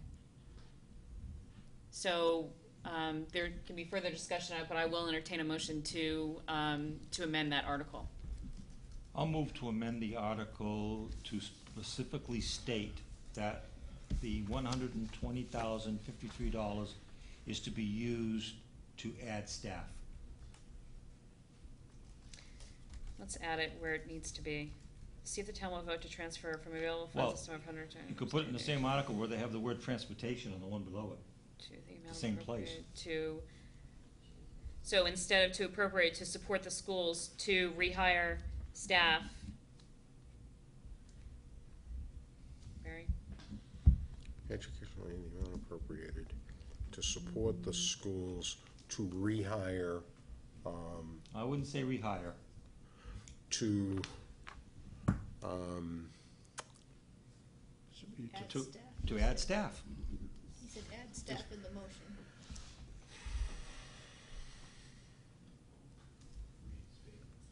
I wouldn't go there. it's part of the problem with constricting it. Well, how about if you just say for staff? Of So- additional state educational aid to the amount appropriated for staff.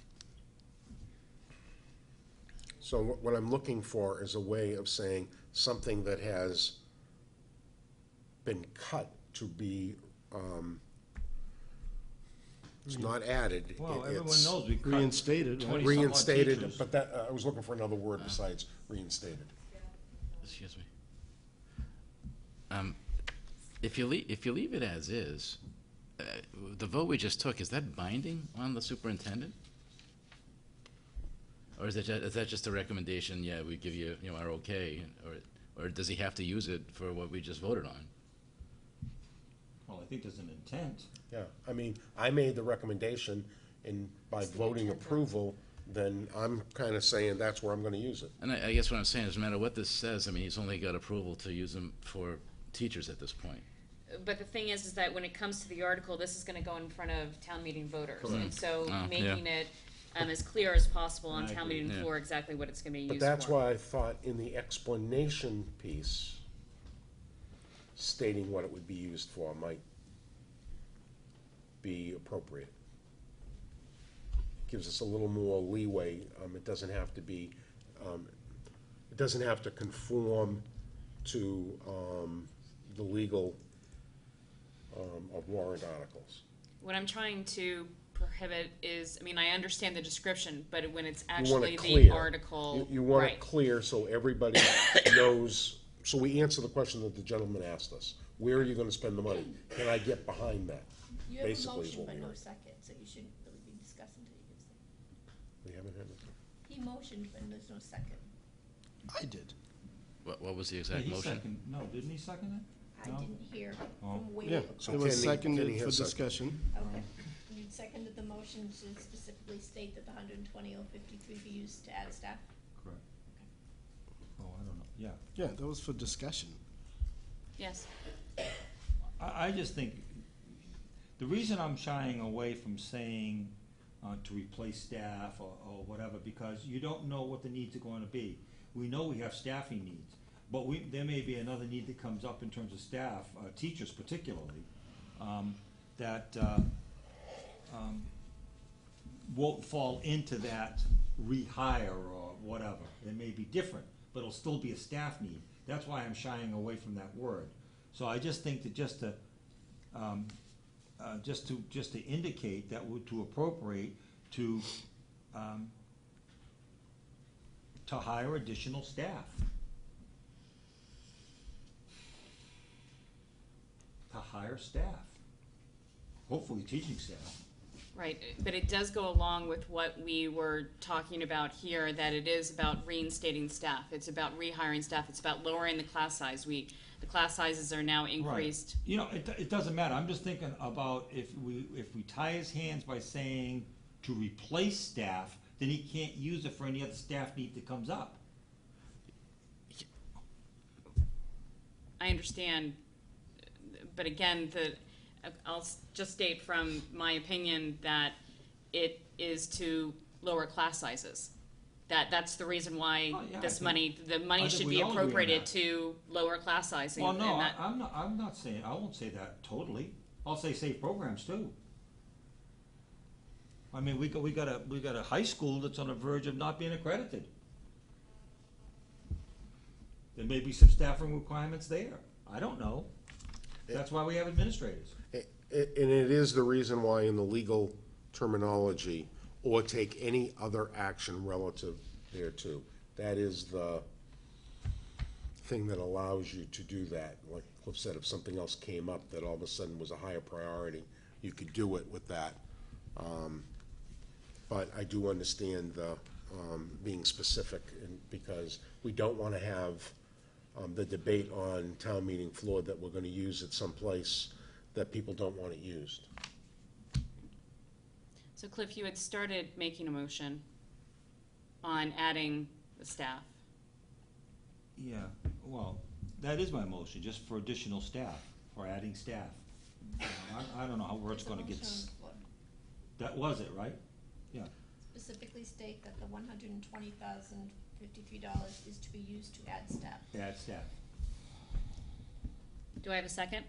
You had one. That Second. was- Okay, that is the second. That was my concern. Any other discussion? All in favor? Aye. Opposed? Abstain? Abstain. 401. Okay. That's it. Yep. Okay, agenda item number 8. On the meeting on July 25th, we had a presentation from the transportation manager regarding a proposal to reduce services. Did you want to say something? Are we still on the budget? We are not on the budget. We went past the budget. We will be returning to Okay, the, we gotcha. will be going to the non-net budget. I want to have the discussion on where the $250,000 in savings came from. Did I miss that?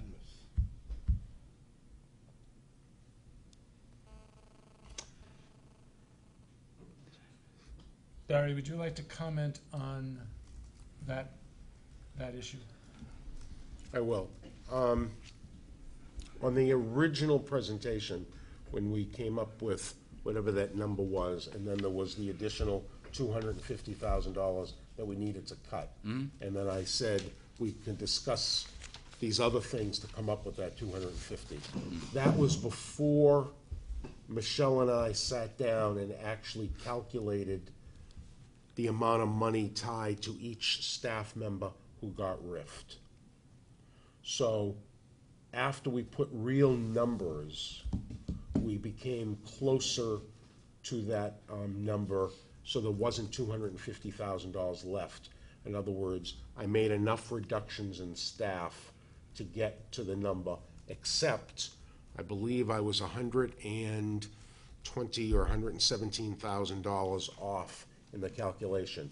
And to make it work, I unilaterally took the money from the special ed budget from out-of-district placement. That's how I came up with, on that one-page budget paper, how I came up with the total amount of money to that 2 million, whatever the number comes out to.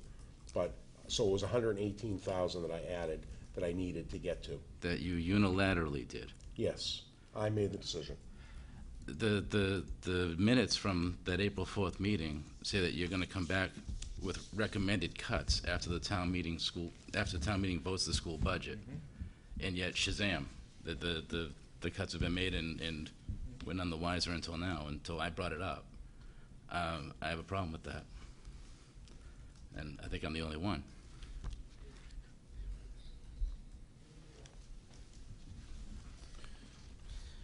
Mr. Chair, Go ahead. I respect Mr. Flaherty's points, but I think that's why you hire a superintendent to make those decisions, and we here to get in the position of micromanaging everything. His job was to make those cuts, unless I'm missing something, Mr. Flaherty. I'll read the excerpt, if I may. Who's chair at this point? I am. Okay, may I? Yes. I'm going to read the excerpt. And did this didn't go through the budget advisory committee? It did. It was part of the group. In the budget advisory committee, it doesn't. It's not open meeting. There's no minutes taken. It's Correct. Yeah. All right. This is the excerpt from the April 4th minutes. Chair Sweat asked for guidance from the committee on further cuts in instructional leader program, cooperative school, percent of extracurricular activities and athletic teams. After discussion of the items on the list and the $40,000 for the proposed master study, Chair Sweat suggested the superintendent meet with his principals and directors and with the superintendent's budget advisory committee to find the $250,000 in cuts and report back to the school committee with the solution. Dr. Rabinovich will come back with recommended cuts after town meeting votes school budget. And I brought this up, I think July 9th or something, and if I hadn't brought it up, nobody would have even known. And it was. Just a point of clarification. The $250,000, it wasn't that anything got cut, it was that funds from, can you explain that again, that funds were transferred from where? So, in the initial, when we came up with, we needed to make approximately $2 million worth of cuts, and we went through cutting the assistant principal, custodian, other cuts that we could make. We then came up with a sum that needed to be gotten from layoffs of teachers, and we calculated an average of, and I don't know if it was $45,000 or $50,000 per person. And that was all, at that point, academic exercise until we got to the point where we needed to put it actually into the budget, and we actually had to go through the seniority list of going up for who got riffed. Once we did that, we actually had numbers, and the need for the $250 additional $1,000 of cuts were not necessary because the number came up closer to the number. We were off by that number, and at the time, I had thought that I was taking from the special ed account because I was going to put it back in when the additional, I already knew that the Chapter 70, $120,000 was going to be coming to the school system, or I felt it would be coming to the school system. But in light of class size issues and so forth, I changed my recommendation of where that money should go. The issue I have is that we I know I did some soul searching that night to see where I thought the priorities would be for cutting that night, and basically, Shazam, we don't have to do it anymore. Somehow that's been figured out. And earlier you said that there's no way that you're going to be able to find $341,000 for textbooks and technology, but yet if we revisit that, I'm sure we could. And that's all I want to say.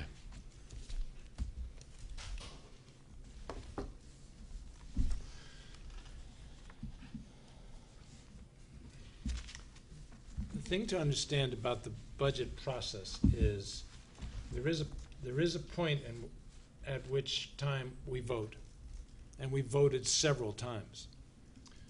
Before that vote, the allocation of those dollars is up to us. After that vote, unless we're talking about a shift, and I emphasize the word shift, from category to category, then the use of those dollars or non-use of those dollars by contract, by law, is up to the superintendent. That's why that process occurred. Once we voted that number, then coming back to us was a courtesy. Okay. Does that make sense? So the time to object is before the vote, not after the vote. I'm just saying that doesn't reconcile with the whole discussion on April 4th. I mean, we were supposed to come back with recommendations.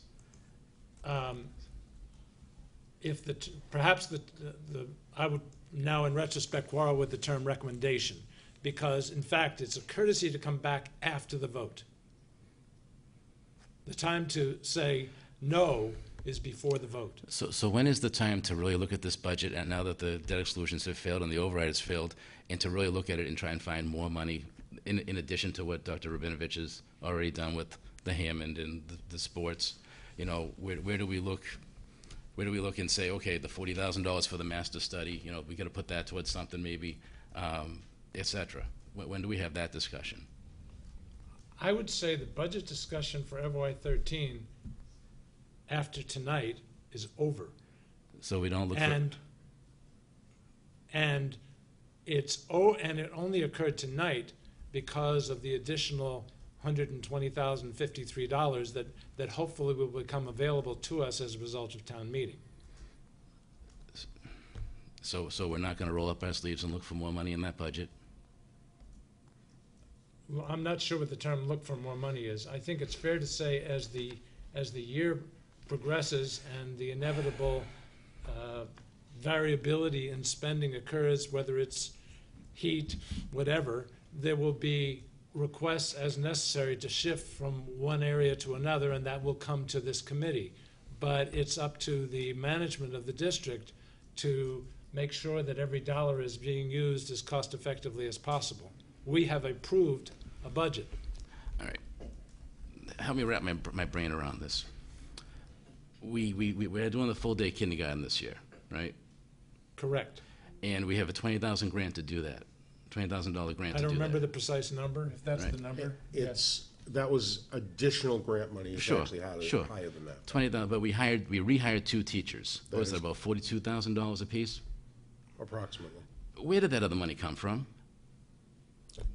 It was part of the entire salary structure that was already there. Some of it came from the grant, some of it came from the revolving account that won't exist after this year, but tuitions that were left from the previous year, as well as the LEA budget. So one of the things, and I didn't come back to the committee, but in the beginning budget, when we were $2 million above, I had decided to make our ILs full-time. That didn't happen. Right. So there was a savings there. In many places, there were savings, and that then were moved to where it was needed. I'll just repeat it. I'm upset that the discussion we had basically took everything off the table based on your unilateral decision. And I would just emphasize that the committee's responsibility by contract and by law is to approve a budget. Okay. If there's substantial changes being made as to how that money is going to be spent, then the superintendent has a responsibility to come back to us. But not spending money, which is what the superintendent said about special education, out-of-district special education, is not something he has to come back to us for.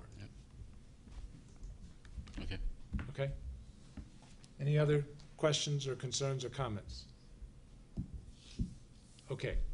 Agenda number 8 is the transportation proposal to reduce services. At that time, meaning the July 25th meeting, it was clear that without additional resources, this district would be deficit spending with regard to transportation because the deficit for fiscal year 2012 was over $300,000, and that required additional funding in this, additional money specifically from the school choice account to compensate for the fact that the transportation revolver only had a little over about $240,000 to offset the operating budget.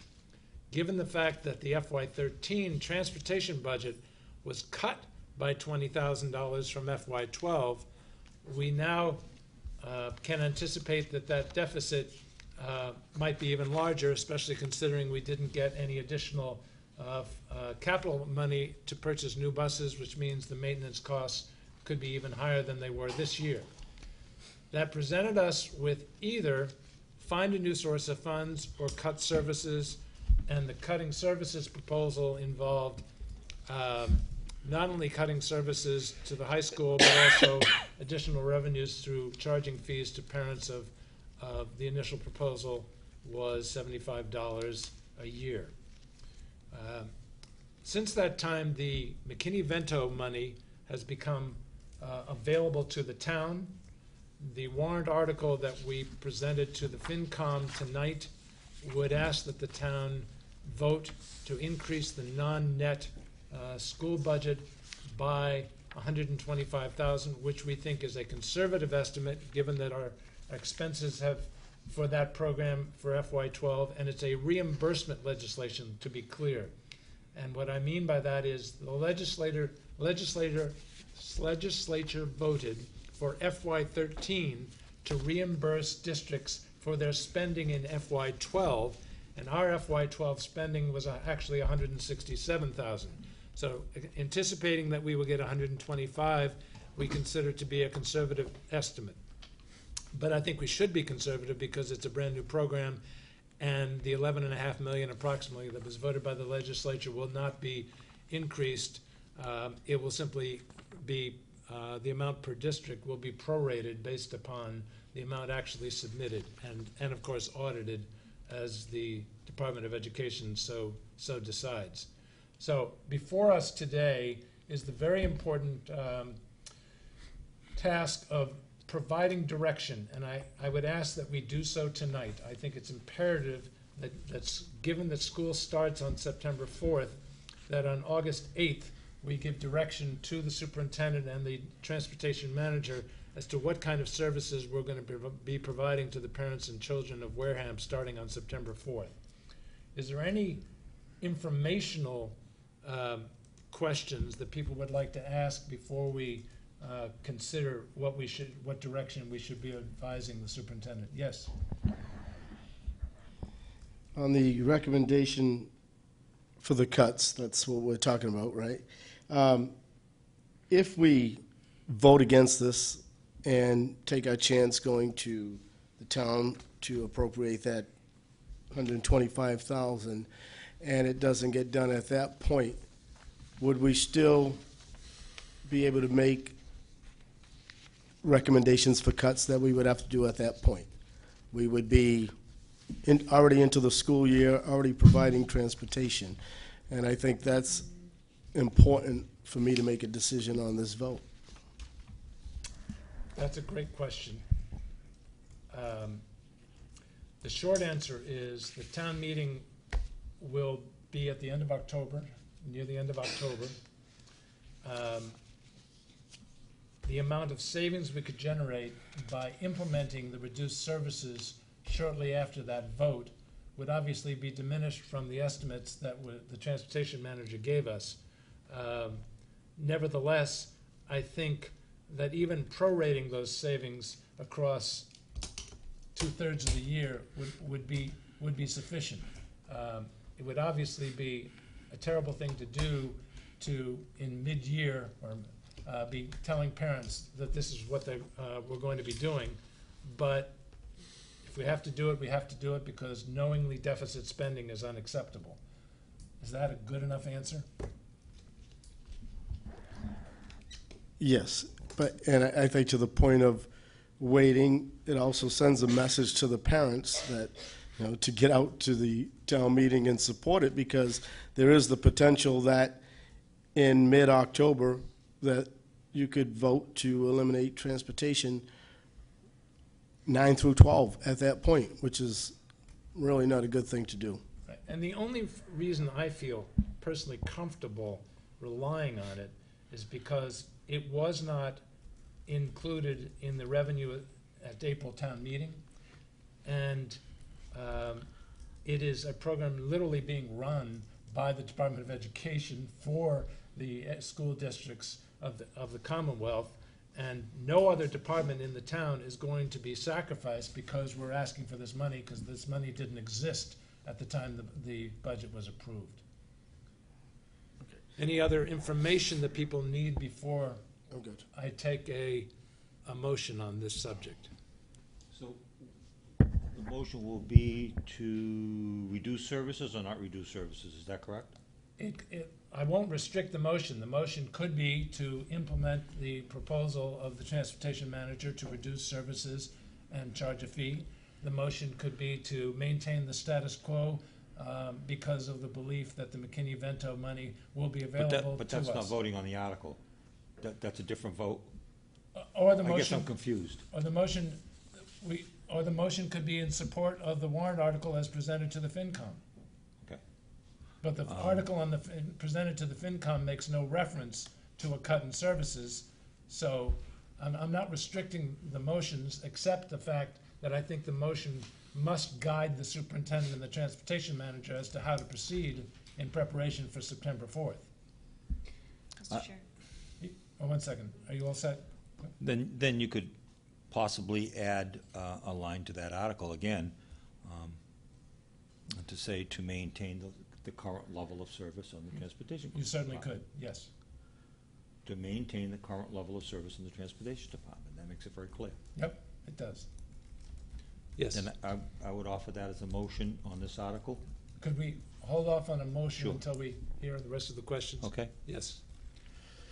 So the real discussion at this committee should be whether, because we're taking, to use the terms that we were using earlier today, we're taking a leap of faith that McKinney-Vento is going to come in. Like, we took a leap of faith when it came to the articles at the vote. Well, to be clear, it will come in, it's just a question of sorry, where not it's the articles, but- allocated.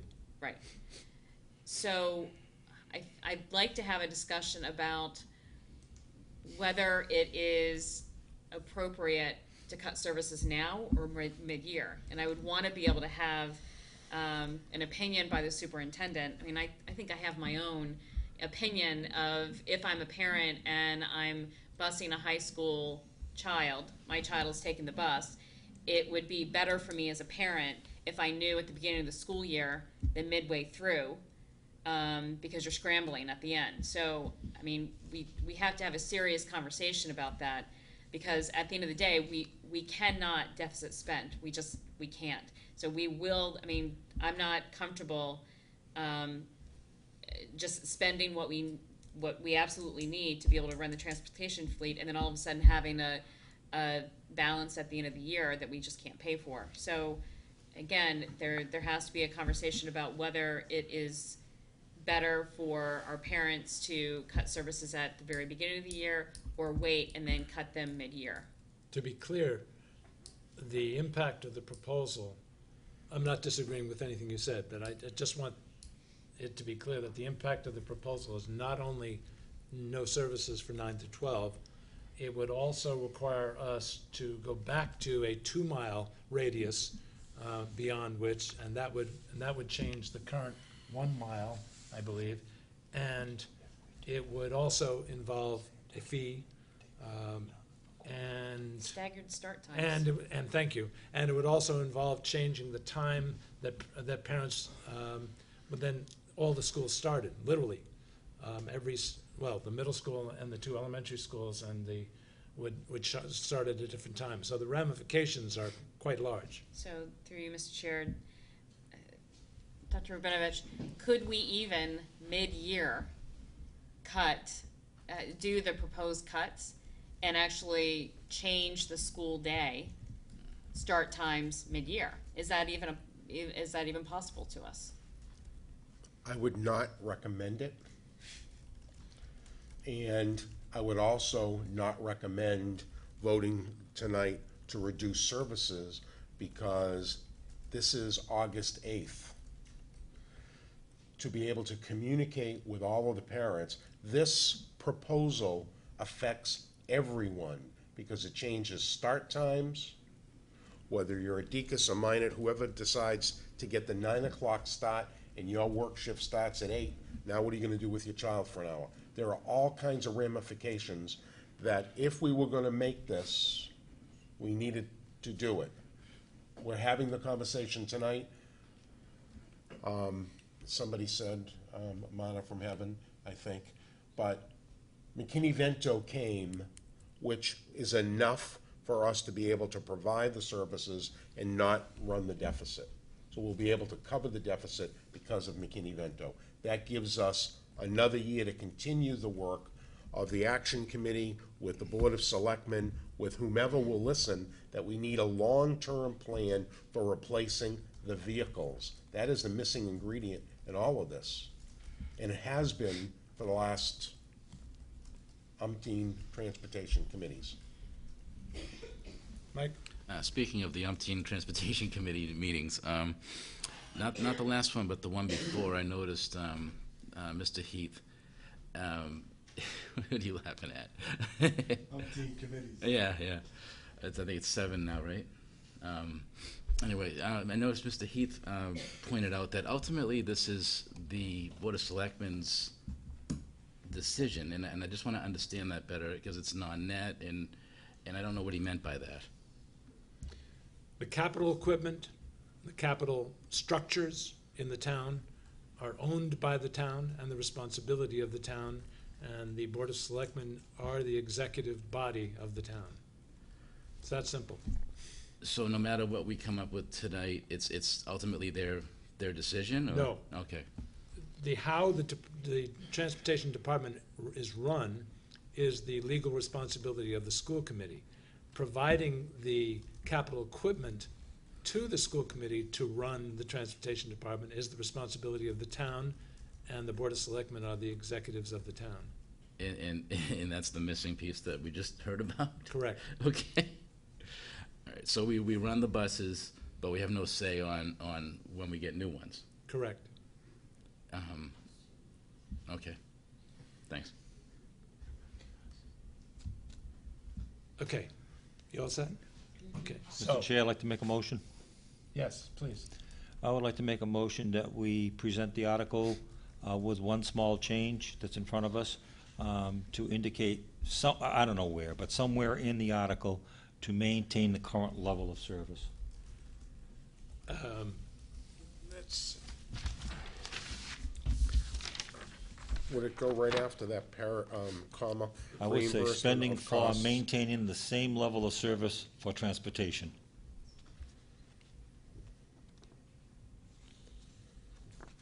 So, after that last comma, maybe? To maintain the current I think level it of really has to services? come after the word transportation in the second line. Okay. And then we could follow, and it could be a separate phrase separated by a comma, which sum, and after that, Michelle, it would be which sum is coming to the town from the state. Does that make sense? If you say it again, no, I wasn't. Okay, in the second line, it Yeah. says spending for transportation. Follow that with Cliff's amendment, To maintain the current level of service. correct, comma, which sum is coming from the town, et cetera. Okay. Is that correct? Yeah, that's good enough. That work for you? Yep. Okay. I have a motion on the table. Is there a second? Thank you. Second. I have a second. Any further discussion? Question. Yes. Voting, so the motion on the floor is around the article. Does that automatically mean that a vote on that means to maintain the current level of services? Yes, if we wanted the superintendent to change the current level of services, in my opinion, we'd have to vote to do that. By not voting to do that, we're giving him guidance. I don't believe we have to have a specific motion to maintain the current level of services. Do you agree with that? Yes. Okay. Does that answer your question? It answers my question. Okay. Any further discussion? Okay, all those in favor? Aye. Aye. All those opposed? No. Any abstentions? 4-1-0. Okay, Mr. Chair? yes, I know that these were articles, and I don't know if they're a separate place in the agenda or not. Is there time to place another article on October town meeting? yes, If we wanted to put another article on? yes. Would it have to be framed tonight, or could we just maybe talk about it on the new business? What's the date? September 7th. September 7th, And when's our next meeting? August 22nd. So, we've got some time. Would you like me to? Under give you new a quick- business, under new On the new business? business, what's in my brain? Yeah, please. Okay. All right. Mr. Chair? Yes. I have to excuse myself. I apologize to the committee, but I do need to leave early tonight. Okay. All right? Bye, Thank Rhonda. Be safe. Thanks. Next item on the agenda is public participation discussion. This was requested by Mr. Flaherty, so I'll let you take the lead, please. I was a little confused when I saw that, actually. I thought that, I had asked that we have the, I had expected a discussion on the budget. And I wanted to have public participation on that agenda item. I don't know what you're looking for on this. My understanding from previous comments is that you wanted more public participation generically. Well, I do. I mean, but it's not, it hasn't changed from when I first proposed it. I think that the general public should be able to comment on agenda items, and so we get feedback. But I understand I'm quite in the minority on that. But I do appreciate what you've done with that public hearing, and you know, it's baby steps. We'll get there. Well, just to be clear, it's my understanding, and feel free to, anybody can feel free to correct me if I'm wrong, but the chair can call a public hearing, and as well as 3 members of the committee. I don't know about that. So we could, at any time the committee felt that the chair was, was derelict in his or her duty in having as much public participation as was appropriate, the chair could be overrode, and so. What, at the meeting, like right now? No. No. So I think there is some freedom on an issue-by-issue basis for us to have a lot of public participation as we did on August 1st. Right, but that was literally a hearing. That was, no votes were made, no decisions were made. It was just to hear. That's correct. And like I said, I've seen this work everywhere else. I mean, when a board gets together, I'm not talking about like the state and federal level. Like when a board gets together and deliberates agenda items, the board wants to hear, they're encouraged to hear from the public, and the public is usually like nonprofits, representing 500 people or something, and they say, we support this or we don't support that, and here's why, and it makes you think, because we get our packet on like Thursday or Friday, and we get time to digest that. I mean, the public sees this for the first time when it's shown on a screen, and that's why no one's here. Well, that's not quite true. After public participation, I mean, they can go home and watch it at home. That's not quite true. The agenda is published. Yeah, sure.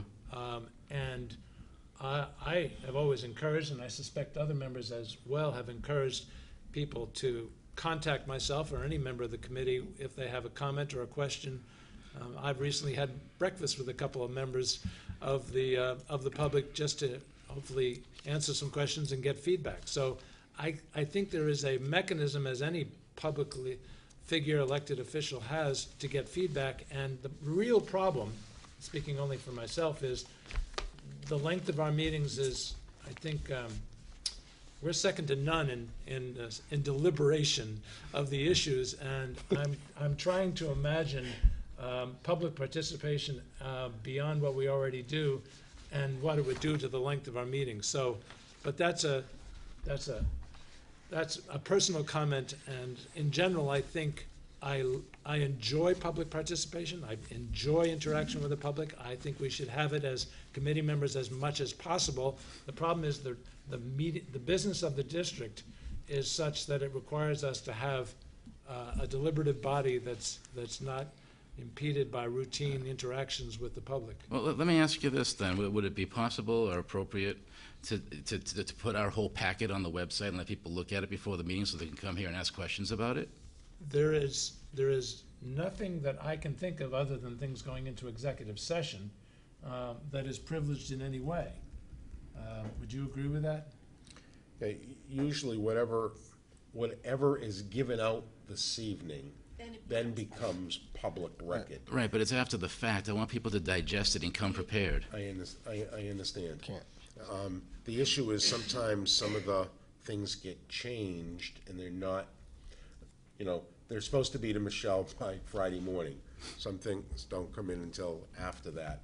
And, like you got an addendum. Understandable, yeah. But I think that's a constructive comment, and I think if we could have a section on the website which is by nature preliminary until it actually happens, where people could associate it with a particular agenda, I think that's a very constructive comment. How does the rest of the committee feel? I think we addressed it before about special meetings we can call, and I believe the chair can, and if I'm correct, it only requires 2 members. You might be right. Is it 2? I don't think it's 3. I think it's 2. To call that. So I think Mr. Flaherty brings up some very good points. And I think that public participation, correct me if I'm wrong, I think Chair Sweat mentioned it, on certain things that come up, maybe it warrants a special meeting. I was against this public participation with the transportation, and then when it happened, I flip-flopped. I said, wow, that was very informative. And so I want to commend you on bringing that forward. I agree that I don't think we need public participation on every single agenda item that we have, but are you saying, Mike, on certain things that we know are hot button that to allow public participation? Am I reading that correct? Well, it had the discussion had become when I brought it up a long time ago. The chairman was going to take it under advisement and maybe consider in the future, allowing public participation during certain agenda items that he felt might, warrant it. And that's why that's what I was asking back, I don't know, a few meetings ago. I said, listen, on that one agenda item, when we're going to discuss the budget, the $250,000, I would like there to be, public comment on that one agenda item. And Let me suggest that I think this has been a constructive conversation. We allocate, by policy, up to 15 minutes for public participation. We all know that the percentage of time we have any public participation is very small. If we put material on the website associated with a specific agenda, some of the material may be quite provocative, may generate a lot of feedback, which would increase the number of emails that we get, would perhaps increase the number of people who show up for public participation. that was my point of mentioning And so I think that's all good. Yeah. What I don't want to do is open up each individual agenda item. But if it increases the number of people who say, yes, I'd like to address the committee when I ask if there is someone, Right. then I think that's great. And they'll be more educated if we give them the material that we're going to talk about. Yes. So I think that's a very constructive thing to do. So Mr. Chair, to Mike's point, if something came up at a meeting, is it possible that someone could say, can we take agenda item number 8 out of order and have it prior to public participation, which would then allow the public to comment on that? That would be an excellent compromise. No. I No, think the that's what board, you're saying. I'm saying that as a board member, if I notice 20 people in attendance here, and I know why they're here, Mr. Chair, can we take item number 8 and have that before public participation, and then that allows the public to participate? Am I correct in that? I think it's a great idea. It would still be limited by 15 minutes unless we change that policy, but 15 minutes could get quite a few comments. Yes, and I don't think that requires us to take any action on the part of the committee, because all of that is available to the committee as we speak. But I would say do that. I mean, it'd be great to do that and have the information available before. I'm talking about both. Yes. Correct. yeah. Absolutely. Correct. Okay? Yeah, great, thank you. Okay. So, Michelle, as you get material, as it's available, and if you need to mark it preliminary, just throw it up there on the website and associate it with the agenda. Does that work for you? I'll do what you say. That sounded like a... Well, I think it's gonna be a lot of extra work for Michelle, because, there are things in that packet, that shouldn't be public record until they're discussed. There are things in that packet that shouldn't be Okay, public record. here's until what we'll they're do. discussed. As the current chair, So it does have to be filtered out. okay, as the current chair, as we're preparing the agenda, we can discuss that in the preparation of the agenda and make that decision on a case-by-case basis with the default position that as much as possible should be put out there. Yeah, sounds Okay. good, yeah. Okay. Number 10, you have in your packet a letter to Mr. Lawson, who is the project field coordinator of the Massachusetts School Building Authority. It's a brief letter. It requires the signature of both the town administrator, the superintendent of schools, the chair of the school committee, and the chair of the board of selectmen. And basically what it does is acknowledges that the town decided not to fund the feasibility study and that we don't anticipate bringing this before the voters again by November 5th, which is the cutoff date by which we would have had to have approved the money in order to continue the process of the refurbishment, renovation, expansion of the Minor Forest School. This is, I'm trying to think, does this actually require a vote, or is this mostly informational? I think it would be good to have the school committee vote to have you sign this. Okay, That's what we're asking the Board of Selectmen to do as well. not sure there's much discretion with respect to this vote, but does any member of the committee want to speak to it? Or I'll take a motion in support of authorizing myself and Dr. Rabinovich to sign it. So move. Second. Any discussion? All those in favor? Aye. Opposed, abstained, 400. Thank you. Acceptance of gifts? I recommend acceptance of the following gift, a $200 donation from parent Amy Goodwin, who came to our public hearing and talked about donating. She donated this for the purchase of textbooks. Many thanks, Ms. Goodwin. Anything else? Just I'll take a motion to approve. I move to accept. Second. All those in favor? Aye. Opposed, abstained? Talk about putting your money where your mouth is. Thank you, Mrs. Goodman. Yes. Yes, thank you very Thank much. you very much. And I've already released the minutes of the executive session, so we are down to any other business. I know, Cliff, you had something, And I have something. and you have something, and you have something. All right, let's start with Cliff, since he mentioned his first. What I'd like to propose this evening, and I don't know quite how to do it logistically. There is well, I for one got a very, very clear message, and since the vote on the overrides and the debt exclusions, I've been talking to a lot of people. And basically, what I've gotten from folks that voted for it and folks that didn't vote for it, or any combination of that, was that they don't deny the need. They recognize the need.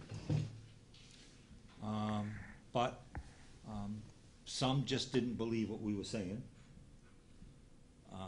Or others said to me, and this was the majority that said to me, do it within the framework of available funds.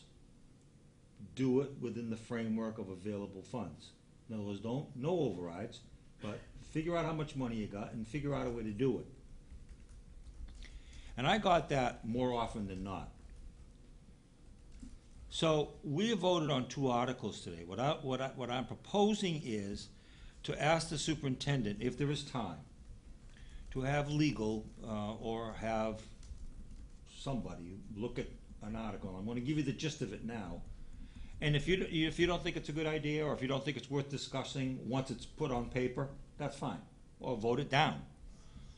But I think that there is a need still that is still festering, and we've been really talking a lot about what to bring back, where to spend our limited resources. I have my mindset, and Mike has his, Rhonda has hers, Jeff, you have yours, but we've sort of talked a little bit about transportation, and we've sort of talked a little bit about, bringing some of the staff back. But we still have a need that hasn't been talked about. And what I would like to do is I would like to propose another article for town meeting in October. And I would propose to see if the town would vote to appropriate or transfer from available sum the amount of $125,000 for the purpose of repairing the Wareham High School gymnasium roof.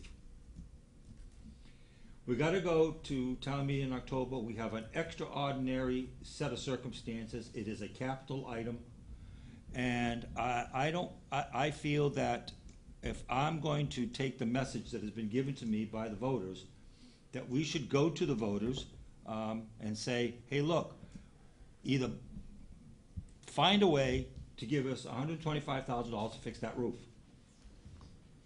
So I don't know the wording for the article. I think that would have to be done, but it would be to either borrow or to use available funds whether it be free cash or the other one there, stabilization or whatever, to repair the roof. And we would be acting pretty much on what folks have told me. We understand the roof, we understand the need for the roof, find a way to pay for it without going to an override. So my suggestion is, let's draw up an article, throw it around here at the school committee meeting, if it's a good idea, bad idea, whatever the case may be, and vote on it, and if it gets voted on, submit it for town meeting on October, and if it doesn't pass the school committee, well, nothing ventured, nothing gained. That's what I'm thinking. Thank you. Comments? But I'd like to have it done for the next meeting, obviously. Do I misunderstand that we could have done that all along? Like, we didn't have to go the debt exclusion route, we could have went that route for the gym roof? Well, literally, we could have. The reality is, if you have been to any capital planning meetings, they have a long list and no money. I've been to too many capital planning Right, meetings. exactly. So, and borrowing has its own issues. So, yeah, you can do all sorts of things, but whether it's likely to be successful or not, because the reality is, in my conversations with Mr. Foster, free cash is unknown, and there are all sorts of unintended things that are going to be a burden on the town's budget as well. So, My point on this is those unintended things. Those are exactly right. And having a leaky gym roof is an unintended thing. yes. So I think the message that was sent to us was loud and clear by the voters. And I suggest that, what's the worst that can happen? They voted down? Yes. Ken, any comments? Mike? This is sort of deja vu for me, because we sort of did this with the library when I was chair of that board. And are you saying to just kind of come up with our own article? You're saying come up with our own article and let the capital planning figure it out, or let whoever the TA figure it out, right? Yeah, I guess. And we were resoundingly told that was circumventing the capital planning process. And so basically we withdrew our article, But I think and then we followed the capital planning process, and it's like take a number, you know what I mean? So But I think we have extraordinary circumstances here. Mr. Chair, Yes.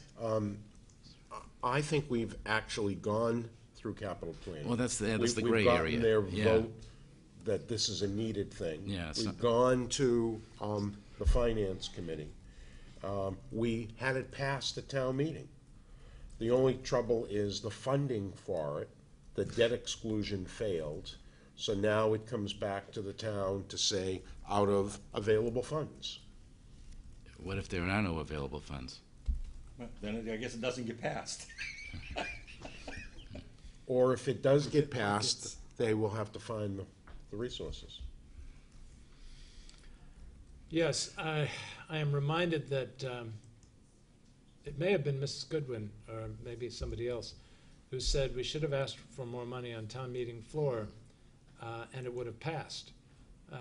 The reality is, it may very well have passed if we had asked for a larger school, net school spending budget, but then the amount of money, additional money we would have gotten would have had to either come from somewhere else, or the town administrator and the Board of Selectmen would have been left with an unbalanced budget. So it's, I think responsible political leadership, and I don't mean in any way, shape, or form to denigrate the suggestion you're making, but I think responsible political leadership, and that includes us, the Board of Selectmen, town administrator, capital planning, all the bodies, need to work in concert so that this confidence that seems to be lacking in the citizens is less of a factor, because when there isn't political leadership working in concert, people tend to say, no, get your act together, and then we'll vote in support of something. I'm not throwing a curveball here. Well, it's a curveball in the sense that Capital planning knows that this exists, this need exists. They've said the money doesn't exist. It's a curveball in the sense that we went to the voters and asked them to give us the money. They said no. But And they said no for a specific reason, and the Right. people I've talked to gave me that reason. I know, they also said no in part to the override because they weren't confident that the money would be used the second year for that reason. I got that many times. So it's, we're paying a price, all of us, Board of Selectmen, school committee, everybody is paying a price for the fact that we're not together on the needs of the town and how best to address them. And I wish I could wave a magic wand and bring us together. I think we're perhaps more together than we used to be, but we're not there enough for the citizens to feel comfortable. And I think that's what we were told loudly. But we're getting off in a digression. Bottom line is, I take your request constructively. I will ask the superintendent to bring that forth as That's all I'm asking. a warrant, potential warrant article for the next meeting, and we'll have a discussion when Rhonda is present as well, and go from there. Mike, you had another new business as Yeah, well. it was more housekeeping. I wanted to know where we stood on checking the legality of using the choice funds to balance that budget. I will have it on the next agenda Okay. as part of my report. It will be from our council, or No, it will be from DESI. Desi? Okay. Regulation. Thank you. And you had something. I did. At our next meeting, which is on the 22nd of August, we need an executive session for 2 level 3 grievances. Okay. And the attorney is coming at 2:30 to preside with me over 2 level 2 grievances. And the thought would be if we could have a 6 o'clock meeting that evening, we could get the 2 level 3 between 6 and 7 in, so that we could start our regular meeting at 7 and not hopefully be here until 11. Our next meeting's the 22nd? Yes. Oh, shoot. Well, maybe, Are you gonna be this time, Nantucket? no, I don't know if I'm gonna be here, to be honest with you. Oh, well. You'll discuss my amendment without me, maybe. Oh, sorry. But it'd be too late to push it up to the next meeting, right? Yeah, I believe so, yes. So was that the 5th? No, it's well, let's September see. 5th, yes. Yeah, 19th is one, but also the 5th, yeah. And that's too late. And what is the cutoff? The 7th. Well, We could send it that day. Could we do it on the 5th, maybe? yeah, we can do it on the 5th. Thank you. Okay. So you'll definitely not be here on the 20th? I'm not sure, but Okay. I've got something in my book here. Okay. If you are here, is 6 o'clock possible? Yes. Okay. Ken? Yes. Mike? All set. Okay, so I'd say the answer is So Michelle will plan yes. that for 6 Executive o'clock. session for 6. Any other business? Move we adjourn? Second? Second. We're adjourned. Thank you very much. Thank you.